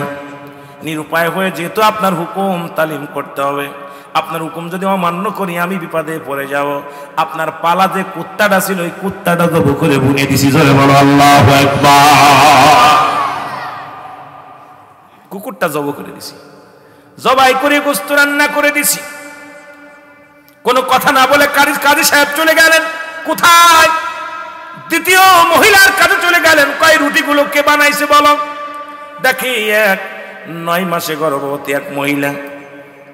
কেন রুটিগুলো সেকছে? ও মুসলমান শুনে নাও, বলে রুটিগুলো কে বানাইছে? বলে আমাদের দাসী অমক গর্ভবতী মহিলা এই রুটিগুলো বানাইছে। চলে গেলেন। এবার চলে গেছে মার কাছে। বলে মা, ও মা, তোমার কাছে অনেক কিছু জিগাই নাই জীবনে, আমি কোনোদিন জিগাই নাই। বলো মা, আমি কি তোমার বৈধ সন্তান নাকি অবৈধ সন্তান? বলো, সমাধান দিয়ে দাও মা, আমি তোমার বৈধ সন্তান নাকি অবৈধ সন্তান? মা বলে কাজী রে, তুমি এতদিন পরে কথা আমারে জিগাও, আমি তোমার মা, আর কি জিগাইবা? কয় মা, আজকে বড় মুশকিলের মধ্যে আছি, বড় বিপদের মধ্যে আছি মা, তুমি তাড়াতাড়ি বলো আমি তোমার বৈধ সন্তান নাকি অবৈধ সন্তান? ডাকতে বলে বাজান রে, তুই আমার বৈধ সন্তান নয়, তুই আমার অবৈধ সন্তান। কারণ তোর বাবা এক সময় গিয়েছিল ব্যবসার কাজে গিয়েছিল, ওই বাড়ির যিনি আমার কর্মচারী ওর সঙ্গে আমার মিলন হয়, ওই সন্তান কুসন্তান তুই রে বাবা। তোর বাবা আমার বাড়ি অমক চাকর, কারণ এই তোকে জন্ম দিয়েছে, তুই হারামজাদা। জোরে জোরে চিল্লায় বল আল্লাহু আকবার। কাজী মনে কষ্ট নিয়ে অবৈধ সন্তান কাজী বিচারক চলে আসছে। হ্যাঁ, ডাকতে বললেন প্রথম ডাকতে বললেন, আমি তোমাদের 3 ভাইকে ডাকলেন, আব্দুল্লাহ আব্দুল্লাহ আব্দুল্লাহ, জোরে জোরে বল আল্লাহু আকবার। 3 আব্দুল্লাহ দাঁড়াইলেন। বলে বলো, এই যে গোস্ত, কুকুরের গোস্ত কে বলেছে? বড় আব্দুল্লাহ বলে আমি বলেছি। তো বললেন তুমি বলেছ, তোমারটা ঠিক হয়েছে, ঠিকই বলছি, এটা কুকুরের গোস্ত। জোরে জোরে চিল্লায় বল আল্লাহু আকবার। বলে দ্বিতীয় তুমি কে বলেছে? গর্ভবতী মহিলা রুটি সেকছে। 2 নাম্বার আব্দুল্লাহ বলে আমি বলেছি। বলে কিরাম টের পাইলা? বললে বুঝলাম এই মাটার বড় কষ্ট হয়েছে তার রুটি সেকতে, উপরের সামনের 5 রুটিগুলো ভালো সেকা হয়েছে, নিজের পাশে হয় নাই। ইয়া দ্বারা বুঝতে পেরেছি মা জননী গর্ভবতী মা বসে সেকতে পারে নাই, বড় কষ্ট হয়েছে। এই জন্য এক পাশ কাঁচা এক পাশ ভালো। আর যখন রুটিটা বানাইতে গেছে ওই মা জননীর সামনের পাশটা ভালো হয়েছে, এক পাশ খারাপ হয়েছে। এ দ্বারা বুঝতে পারলাম মা জননীর বড় কষ্ট হয়েছে। এই মা জননী গর্ভবতী মা ওই রুটি বানাইতে বড্ড কষ্ট হয়েছে, ইয়া দ্বারা আমি বুঝতে পেরেছি। 3 নাম্বার আব্দুল্লাহ বলে তুমি কে বলেছে আমি যার সন্তান? তৃতীয় আব্দুল্লাহ বলে হুজুর আমি বলেছি। জোরে বল আল্লাহু আকবার। আপনি অবৈধ সন্তান। ডাকতে বললেন এবার তোমরা 3 জনই যেটা বলেছো 3টাই সঠিক। প্রথম আব্দুল্লাহ বলেছো কুকুরের গোস্ত, সঠিক বলেছো কুকুরের গোস্ত, প্রমাণ পেয়েছি আমি। দ্বিতীয় হলো গর্ভবতী মহিলা রুটি বানাইছি, এটাও সঠিক বলেছো। আর আমি যে অবৈধ সন্তান এটাও তুমি ঠিকই বলেছো। সুতরাং তোমাদের ভিতরে 2 আব্দুল্লাহ জমি পাবে, জমি পাবে। নাম্বার 1 হলো বড় আব্দুল্লাহ, তোমার বাবা মায়ের সম্পদ তুমি ভাগ পাবা। দ্বিতীয় আব্দুল্লাহর বললেন তুমি তোমার বাবা মায়ের সংসার সব সম্পদ পাবা। দ্বিতীয় আব্দুল্লাহর বললেন আব্দুল্লাহ তুমিও আমার মতো অবৈধ সন্তান, সুতরাং তুমি সম্পত্তির ভাগ পাবা না। আল্লাহু আকবার বলেন না। তুমি আমার মতো অবৈধ সন্তান, তুমি তোমার চিনেছো। আব্দুল্লাহ 3 জনের ভিতর খুব মনটা মলিন, বাড়ি চলে গেলেন। বাড়ি যে মাকে জিজ্ঞেস, মা ও মা সত্যি করে বলো আমি তোমার বৈধ সন্তান নাকি অবৈধ সন্তান? মা বলে বাবারে তুই আজকে অনেকদিন লুকাইছিলাম, কথাটা না বলেছিলাম, যখনই তুই বাড়ি থেকে তোরা 3 ভাই চলে গেলি তখনই বলবো বলবো মনে ছিল, কিন্তু বলতে পারি নাই। বাবা শোন, তোর বাবা একজন ধার্মিক মানুষ ছিল, নামাজি ব্যক্তি ছিল, ফরজগার ব্যক্তি ছিল। একদিন সালাত আদায় করে মসজিদের থেকে বাড়ির পথে ফিরতেছিলেন, তুই রাস্তার মধ্যে পড়া অবস্থায় ছিলি, পড়েছিলি, তোর আব্বা জান তোকে তুলে নিয়ে আসে আমার হাতে দিয়েছিল, হাতে দিয়ে সেই থেকে তোরে লালন পালন করেছি রে বাবা। বাবা তোর বাবা মায়ের পরিচয় আমি জানি না, তবে তোর নামটাও আমি আব্দুল্লাহ রেখেছি, কারণ তোর বাবা আর আমার স্বামী এবং আমি দুজনেই মিলে আমার কলিজার 2টি সন্তান, তাদের নাম রেখেছি আব্দুল্লাহ, তোর নাম রেখেছি আব্দুল্লাহ। সুতরাং বাবারে তুই তো অবৈধ কি বৈধ আমি বলতে পারি না, কারণ তোরে আমি লালন পালন করেছি, পালিত সন্তান। জোরে জোরে চিল্লায়া বলা যাবে না আল্লাহু আকবার। জিকির করেন সুবহানাল্লাহ।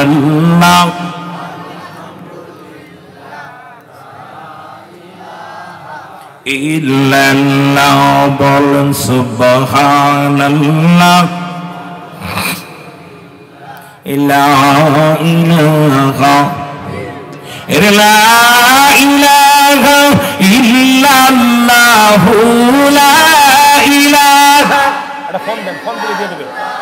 ও মুহাম্মাদুর রাসূলুল্লাহ লা ইলাহা। আর জোরে বলেন আল্লাহ আল্লাহ। লা ইলাহা। গুনাহগারের গুনাহ ঝরে অনবী দেখিলে তোমায়,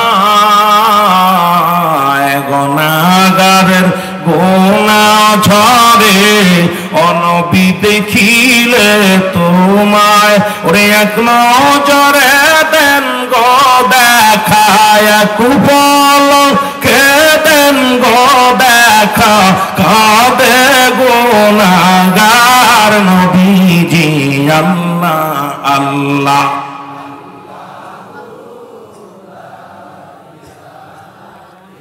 মহব্বতে বলেন আল্লাহ আল্লাহ।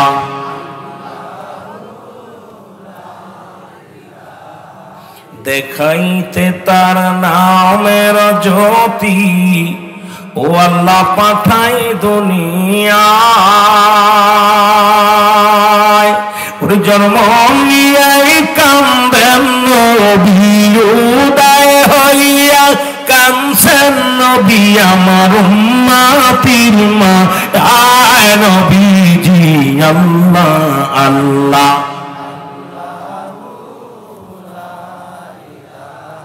আর জোরে বলেন আল্লাহ আল্লাহ।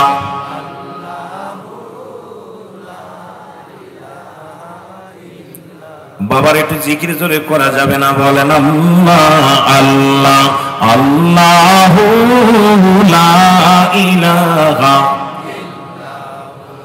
ওরে দেখলে সবই পাগল হবি তোরা, দেখলে সবই ওর চেহারায় আনোয়ার নবীজি আল্লাহ আল্লাহ।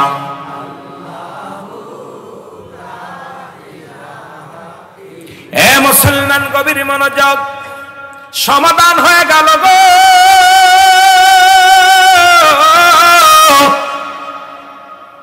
ও মুসলমান গভীর মনোযোগ, এই জন্য ইমানি আলোচনায় যেতেছিলাম। আবার বলেন লা ইলাহা ইল্লাল্লাহু মুহাম্মাদুর রাসূলুল্লাহ সাল্লাল্লাহু আলাইহি ওয়াসাল্লাম। এই কালেমা পড়লেন হযরত বেলাল। মারহাবা বলেন। লম্বা নয় বাবা, ইমানের কথা বলতে যাগো। কালেমা, নামাজ, রোজা, হজ, যাকাত। আল্লাহু আকবার বলো। এই কালেমা পড়লেন হযরত বেলাল। বাবার নাম হলো রাবা। ছোট্টবেলা থেকেই কালেমা বেলাল জিগায়, বেলাল জিগায় কে আমার রব, এই সৃষ্টি জগতের মালিককে, আসমান জগতের মালিককে। আমার মালিককে, জমিনটাকে বিনা খুঁটিতে ধরে রাখছে তিনি কে?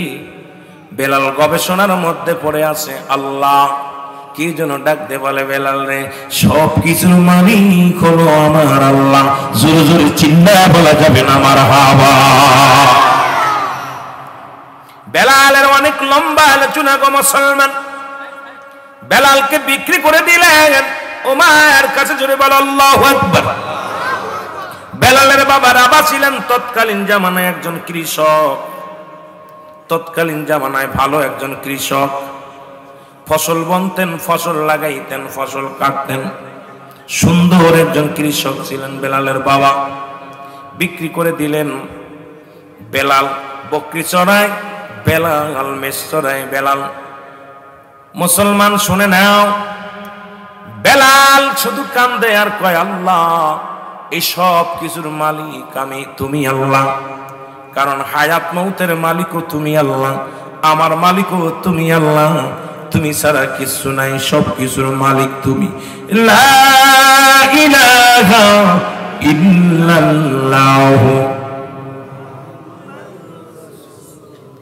সাল্লাল্লাহু আলাইহি ওয়াসাল্লাম। ওমরের কাছে খবর আসলো, ওমাইয়া রে তোমার কিনা গোলাম কি জন্য কবিতা আবৃত্তি করে গো, আমাদের বকরিগুলো খানা খায় না, মেষগুলো খানা খায় না। সবাই তাকায় থাকে, শুধু বেলালের মুখের দিকে তাকায় থাকে। অথচ বেলালের বকরিগুলো পাথর চিটি চিটি খায়। বেলালের বকরির চেহারাগুলো ভালো হয়ে গেছে, তাজা হয়ে গেছে। কারণ বেলালের পশুগুলো, বেলাল যেগুলো পালন করেন, একটা প্রাণী বেলালের চেয়ে বিরক্ত করে না। শুধু এই মাটি মরুভূমির প্রান্তরে পাথরের মধ্যে চাটা দেয় আর সঙ্গে সঙ্গে পেটটা ভরে যায়। জোরে জোরে বলো মারহাবা। ওমায়া ডাকতে বলে, বেলাল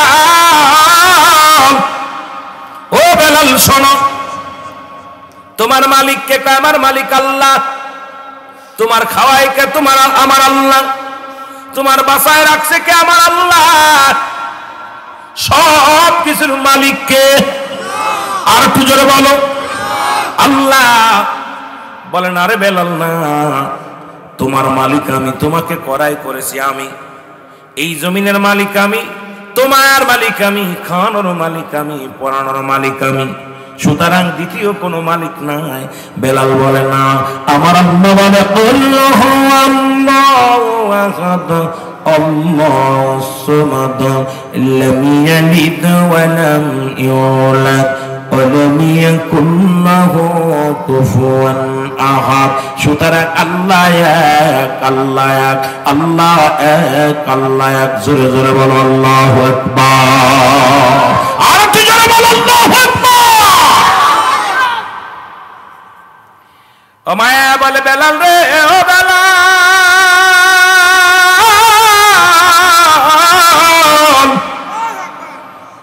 কালেমা ছেড়ে দে, কবিতা ছেড়ে দে, নাই তোর খানা বন্ধ রে। বেলাল খানা বন্ধ হয়ে গেল। বেলাল কবিতায় কালেমা ছাড়ে নাই। বেলালকে ওমায়ার গোলামেরা তার নির্যাতন চালাইতে লাগলেন। ওমায়ার যন্ত্রণায় বেলাল কষ্ট করে কান্দে আর বলে, আবার মালিক, সব কিছুর মালিক আমার আল্লাহ তুমি, হায়াতের মালিক তুমি, রিজিকের মালিক তুমি, তুমি আমার রব, তুমি আমার সব। বেলাল চোখের পানি ছেড়ে কান্দে। বেলাল আল্লাহকে বলে না। আমার মুসলমান গভীর মনোযোগ, এই বেলালকে কি করলেন শুনে নাও। ওমায়া দুষ্ট মানুষেরা বেলালের আঘাতের পর আঘাত করতে লাগলেন। বেলালকে মরু প্রান্তরে টানাটানি করা হলো। বেলালের বুকের উপরে পাথর চাপা দিয়ে রাখা হলো। বেলাল শুধু কান্দে, আহাত আহাত বলে কান্দে আর চোখের পানি ছেড়ে বলে, কালে মার মালাটা পড়ছি আমি, যত পারো যন্ত্রণা দাও গো তুমি, বলো যত পারো যন্ত্রণা আরো জোরে বলেন যত পারো যন্ত্রণা দাও গো তুমি, এই মানি না হার যে মানি না হার যে মানি না, হায়াত মৌতের মালিক তুমি, কালেমার মালাটা পড়ছি আমি, যত পারো যন্ত্রণা দাও গো তুমি, বলো যত পারো আরো জোরে বলেন যত পারো যন্ত্রণা দাও গো এ রহিম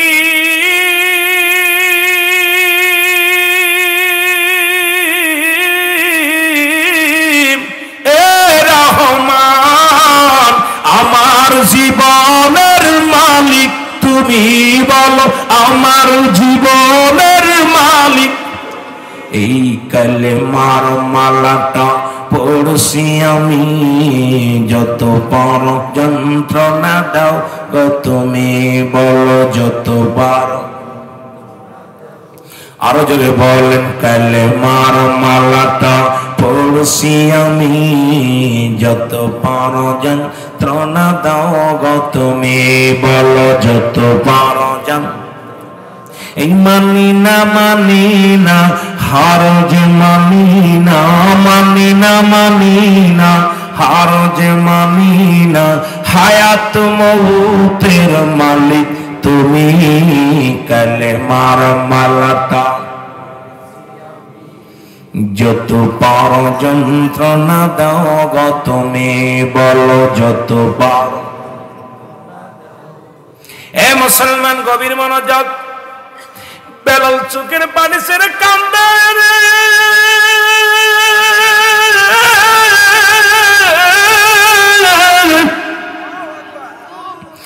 উমাইয়ার দুষ্ট বেঈমান মুনাফিকরা বেলালকে নির্যাতন করে। বেলাল বলে পৃথিবীর মানুষেরা রে, দুনিয়া থেকে বিদায় করে দিতে পারো, আমি বেলালের জীবন থেকে একটা সেকেন্ডের জন্য কালেমা সরাইতে পারব না। বেলাল কান্দার কয় মালিক,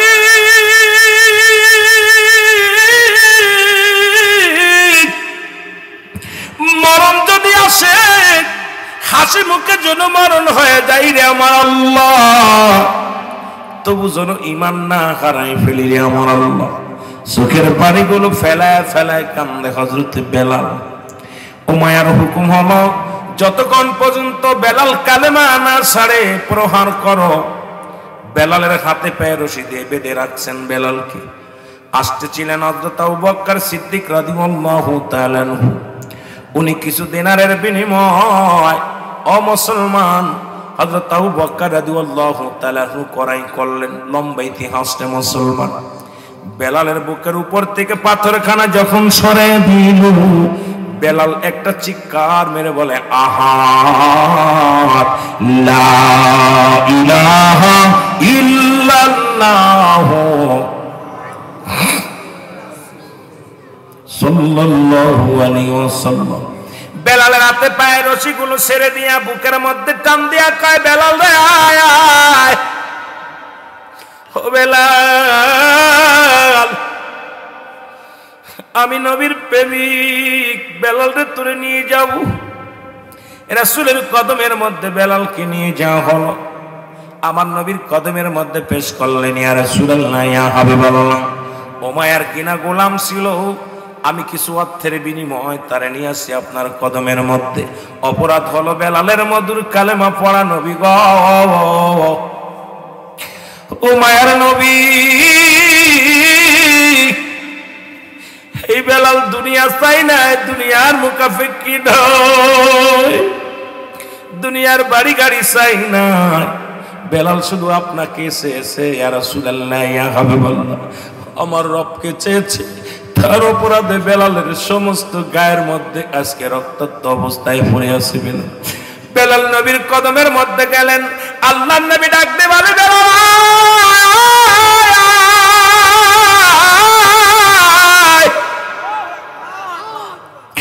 বেলালকে নবী রহমতের নবী বুকের মধ্যে নিয়ে বলে বেলাল আজ থেকে আমি নবীর কদমের মধ্যে তোর জায়গা করে দিলাম। বেলাল পড়ে নে কালেমা লা ইলাহা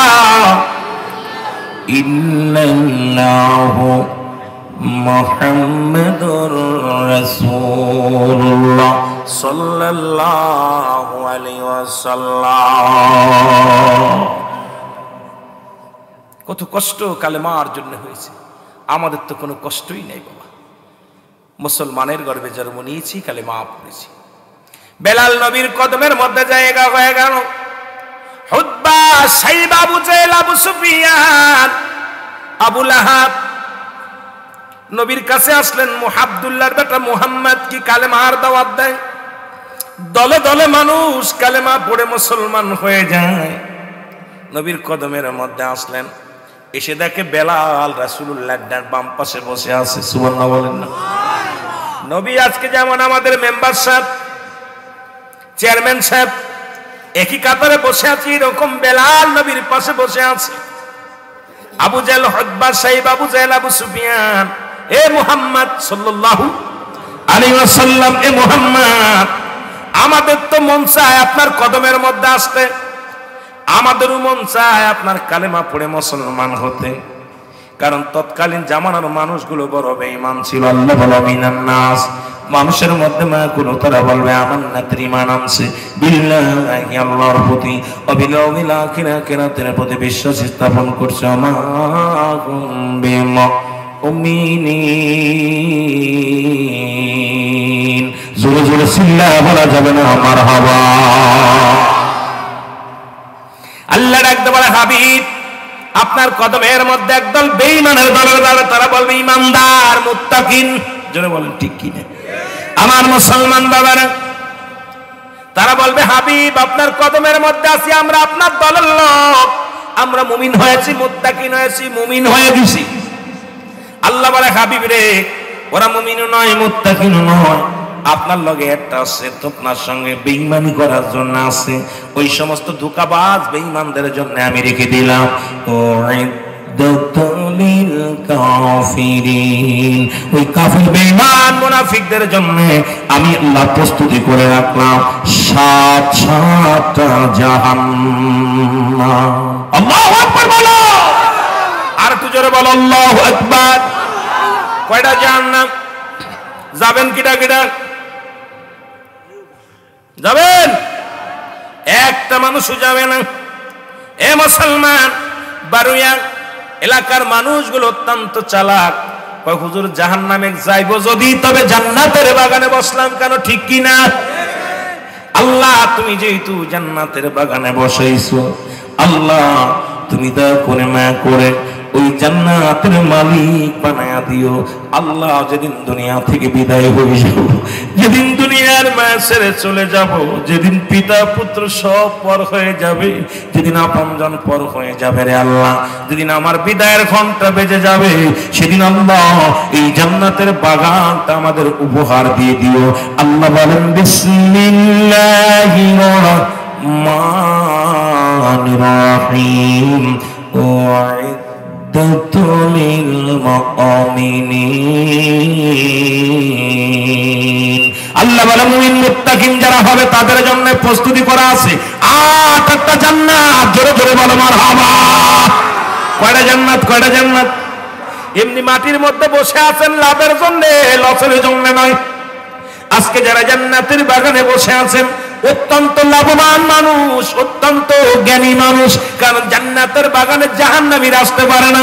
জান্নাতীদের জন্য প্রস্তুতি করে রাখছে আমার আল্লাহ, একটা নয়, দুটি নয়, ৮টা জান্নাত। জোরে বলা যাবে না মারহাবা। জাহান্নামীদের জন্য তৈরি করে রাখছে আমার আল্লাহ ৭টা জান্নাত। ও আমার আল্লাহ, যেহেতু তুমি আমাদের জন্য ৮টা জান্নাত খুলে রাখছো গো আল্লাহ, তুমি যে কোনো একটা জান্নাতের মধ্যে আমাদের দিয়া দিও তোমার হাবিবের ইজ্জতের খাতিরে গো আল্লাহ।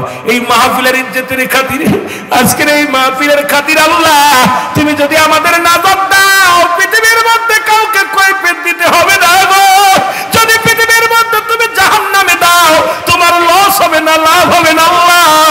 তোমার হাবিবের ইজ্জতের খাতিরে, মাহফিলের খাতিরে আজকে যারা এই ময়দানে বসেছি, আমাদের তুমি জান্নাত দিয়ে দিও। জোরে জোরে বলো আল্লাহু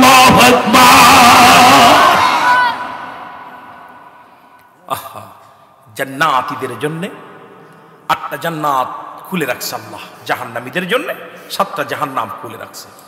সব ফয়সালা করে দিয়েছে, জাহান্নামীরা কোথায় যাবে, জান্নাতীরা কোথায় যাবে, ফয়সালা দিয়েছে ভালো ব্যক্তির জন্য। আমার ভাইরা, আমার বন্ধুরা, আমার নবী কয় বেলাল, ও বেলাল আগামীকাল আসবি না? মনে আসেনি? বেলাল রে আগামীকাল আসবি না? বেলাল বলে ইয়া রাসূলুল্লাহ, ইয়া হাবিবাল্লাহ, আপনার কদম ছাড়া একটা মিনিটের জন্য আমার বাঁচা সম্ভব নয়। আল্লাহ নবী গো, ও মায়ার গোলামেরা কত যন্ত্রণা দিছে আমারে, কত দুঃখ দিছে, কত মারছে, ঘাত প্রতিঘাতে আমার দেহের রক্ত ঝরেছে ইয়া রাসূলুল্লাহ, চামড়াগুলো চলে গেছে, তাও আমি কষ্ট পাই না ইয়া রাসূলুল্লাহ, ইয়া হাবিবাল্লাহ, কিন্তু আপনার কদম ছাড়া একটা মিনিটের জন্য বাঁচব না ইয়া রাসূলুল্লাহ, ইয়া হাবিবাল্লাহ। নবী গো, মায়ের নবী,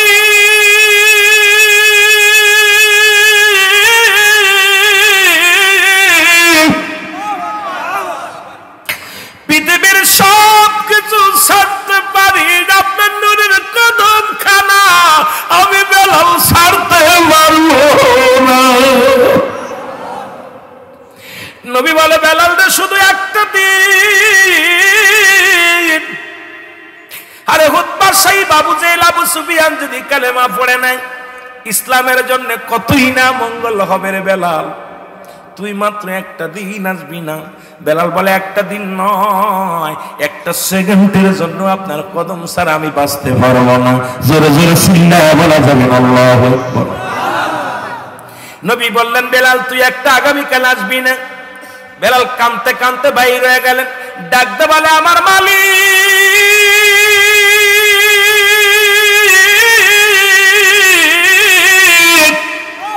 ইমান যদি কোন মানুষের হাতে থাকতো, আমি হাফসি গোলাম বেলাল রেখে ইমান দিত না। এই তোমার হাতে ইমান থাকার কারণে আমি বেলাল ইমান পেয়েছি রে আমার আল্লাহ। হায়াত যদি কোন মানুষের কাছে থাকতো, আমি বেলাল রে তুমি হায়াত দিতে না রে আল্লাহ।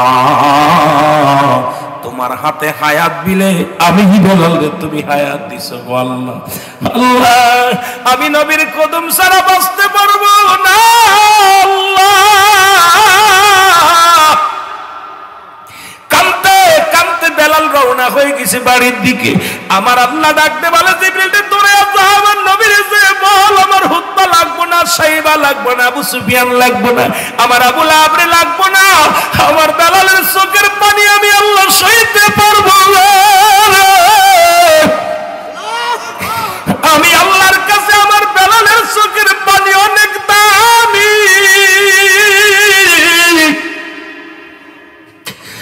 আমার বেলাল নবীর কদম থেকে গেলে হাত ফেল করে মারা যাবে। আমার বেলাল কান্দে রে, দৌড়ে যা, আমার হাবিব রে ডাক দে, বল আমার বেলাল রে যেন ডাক দে নিয়ে আসে। জোরে বল আল্লাহু আকবার। আল্লাহর নবী ডাক দে বলে বেলাল, বেলাল রে আয়, ও বেলাল ফিরে চাও। বেলালের কান্না বেড়ে গেল, বেলাল আরো হাওমাও করে কান্দে, কারণ সন্তানকে যদি গালি দেওয়া হয়, মন্দ বলা হয়, আবার যদি বাবায় ডাক দেয় রুহুল আমিন সব শোনো, দেখবেন সন্তানের কান্না বেড়ে যায়, অভিমান বেড়ে যায়। বেলালের অভিমান বেড়ে গেছে, বেলাল হাওমাও করে কান্দে, আল্লাহ আমারে তুমি লয়ে যাও, আমি আর বাঁচতে চাই না, আমার নবীর কদম ছাড়া আমি আর থাকতে চাই না, এর সেইতে তুমি আমারে নিয়ে যাও, তোমার কাছে চলে যাই রে আমার আল্লাহ। আমার নবী ডাকতে বলে বেলাল আয় আয় আয়, বেলাল আয়, আমার হুতবা লাগবে না, সাইবা লাগবে না, আবু সুফিয়ান লাগবে না, আবু লাহাবের লাগবে না রে বেলাল আয়, যতদিন পর্যন্ত তোর খুশি আমি নবীর কদমের মধ্যে তোর জায়গা বানা দিলাম, আমার কদমের মধ্যে তোর চিরস্থায়ী ঠিকানা বানায় দিলাম। জোরে জোরে চিল্লা বলা যাবে না মারহাবা।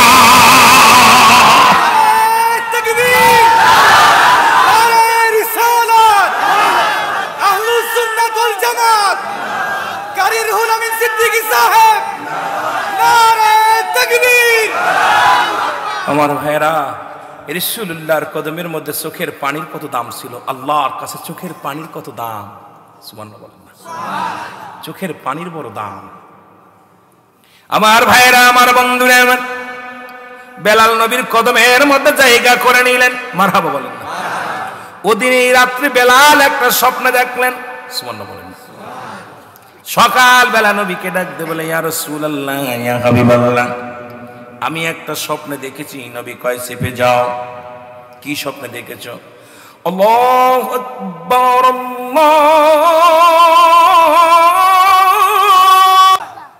চেপে যাও, কথা বলিস না। এই স্বপ্নগুলো তো আমি অনেক আগে থেকে আমার আল্লাহ পাক তো জিবরিল আমিনদের শিখাইয়া দিছে। এই বাণীগুলো তোরে কে শিখাইল? বলি, ইয়া রাসূলুল্লাহ, আমি যখন কানতে কানতে আপনার ভালোবাসায় পড়ে যখন আমি রাত্রে যখন ঘুমাইতেছিলাম, কে যেন আমাকে ডাক দে বলে, বেলাল, এই বাণীগুলো তুমি মুখস্থ করো। আশহাদু আল্লা ইলাহা ইল্লাল্লাহ,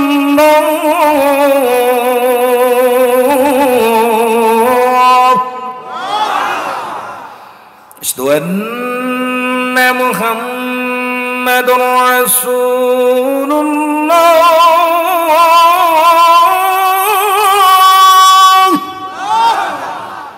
হাইয়া আলাস সালাহ,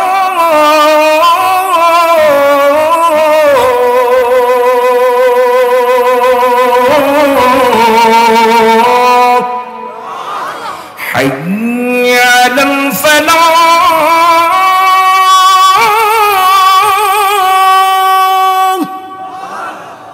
আল্লাহু আকবার বলেন না? আল্লাহু আকবার,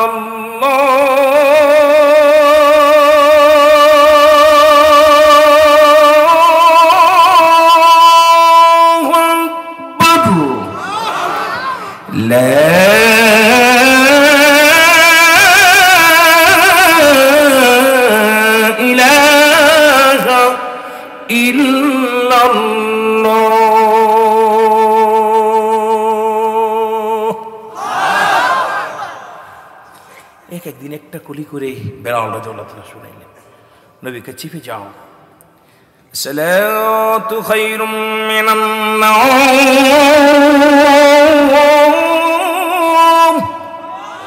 ঘুম থেকে নামাজ উত্তম। যে কামরার পাশে শুইয়া বেলাল যে বাণীগুলো শুনেছি রে বেলাল, এই বাণীগুলো গোটা মক্কা মদিনার মানুষের জানায় দিতে হবে। আমি নবী তোরে ডাকছি রে বেলাল, আয়। বেলাল আসলে নবী কয়, বেলাল রে, আগামী দিন সাহাবীদের সামনে তোমার স্বপ্নের বিবরণ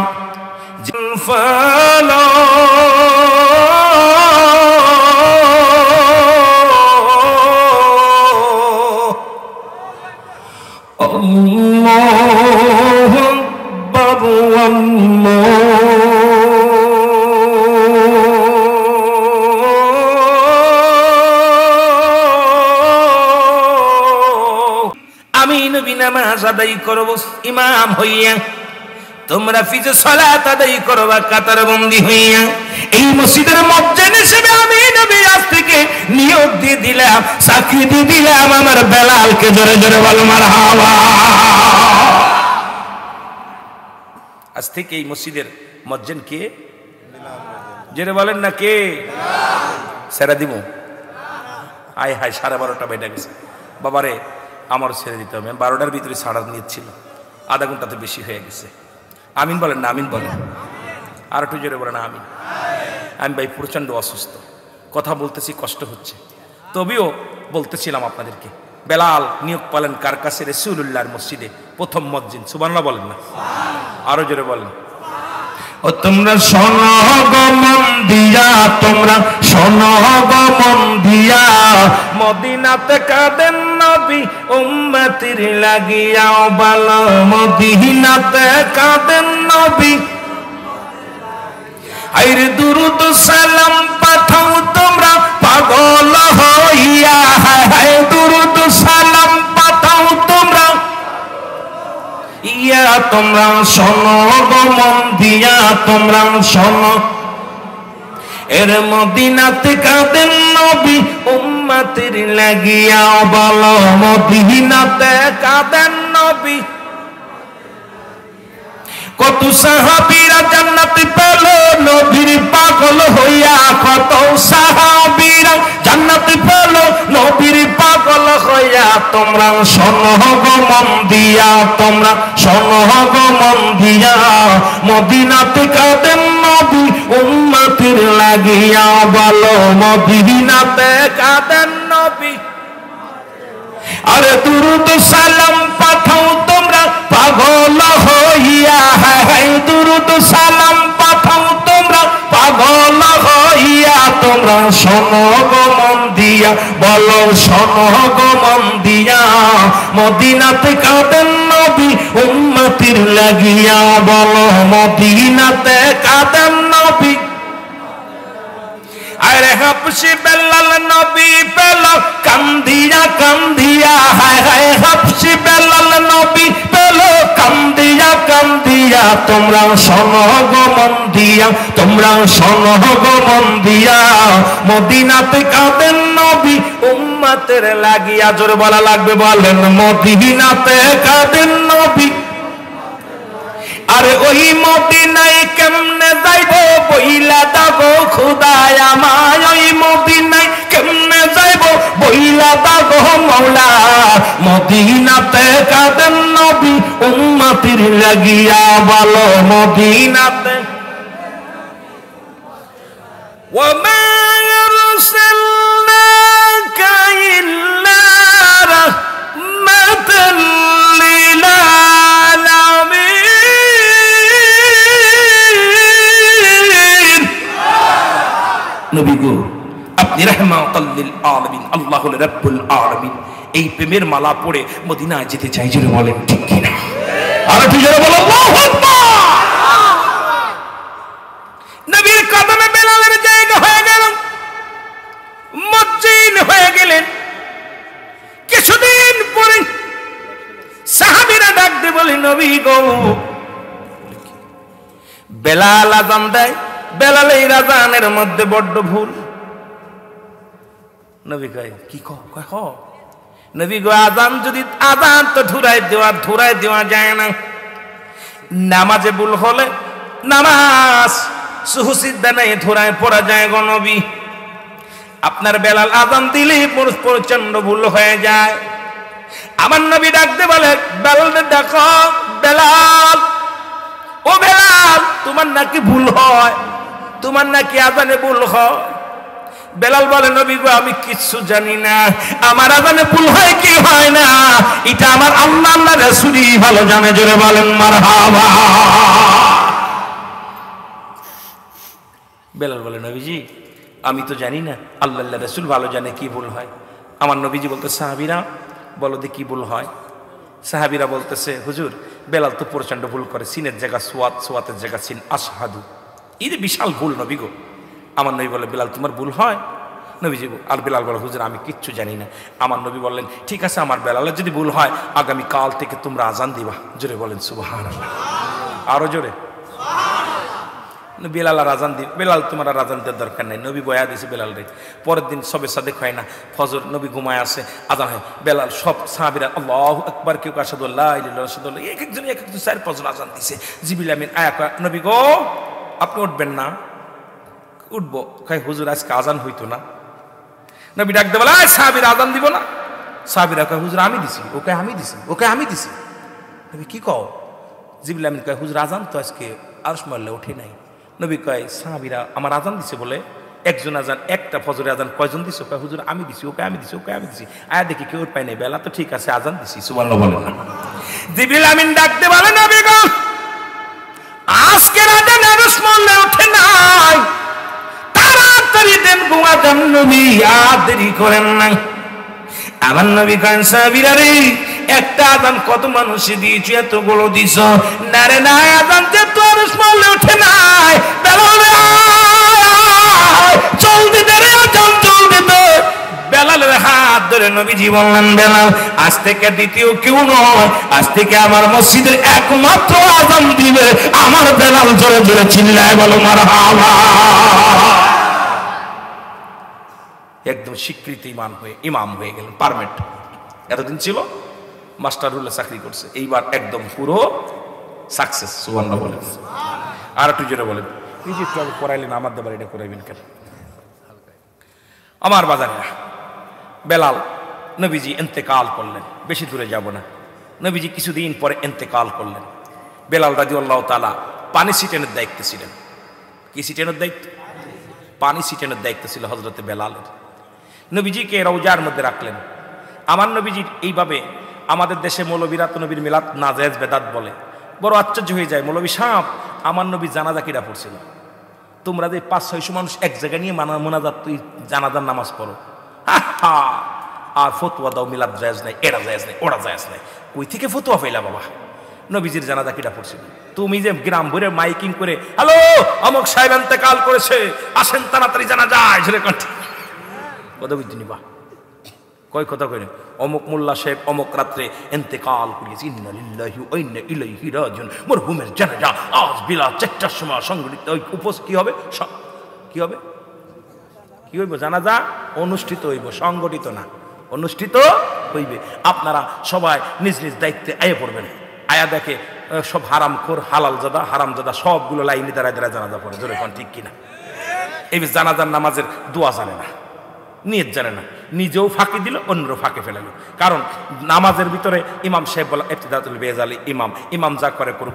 যখন জানাজায় যাবেন, ইমাম সাহেব যে দোয়া দুরূদ পড়বো, আপনারও সেই দোয়া দুরূদ পড়বো। ইমাম সাহেব যে নিয়ত, আপনারও সেই নিয়ত। ইমাম সাহেবের যে দুরূদ, আপনারও সেই দুরূদ। ইমাম সাহেবের যে সানা, আপনারও সেই সানা। ইমাম সাহেবের যে দোয়া, আপনারও সেই দোয়া। বুবার দলেরা বয়া বয়া আছে, চোরের বাচ্চা চোর, নিজে ফাঁকি দিলি, নিজে ফাঁকি দিস না, কারণ নিজে ফাঁকে পড়ছিস। এই জন্য জানাজা আর নামাজের নিয়ম কারণ শিখতে হবে, জোরে বলেন ঠিক কিনা? লোক দেখাইছে লক্ষ লক্ষ মানুষ, কিন্তু কাতারে দেখা যায় 15 জন নিয়ত পারে না, দোয়া পারে না, জোরে কোন ঠিক কিনা?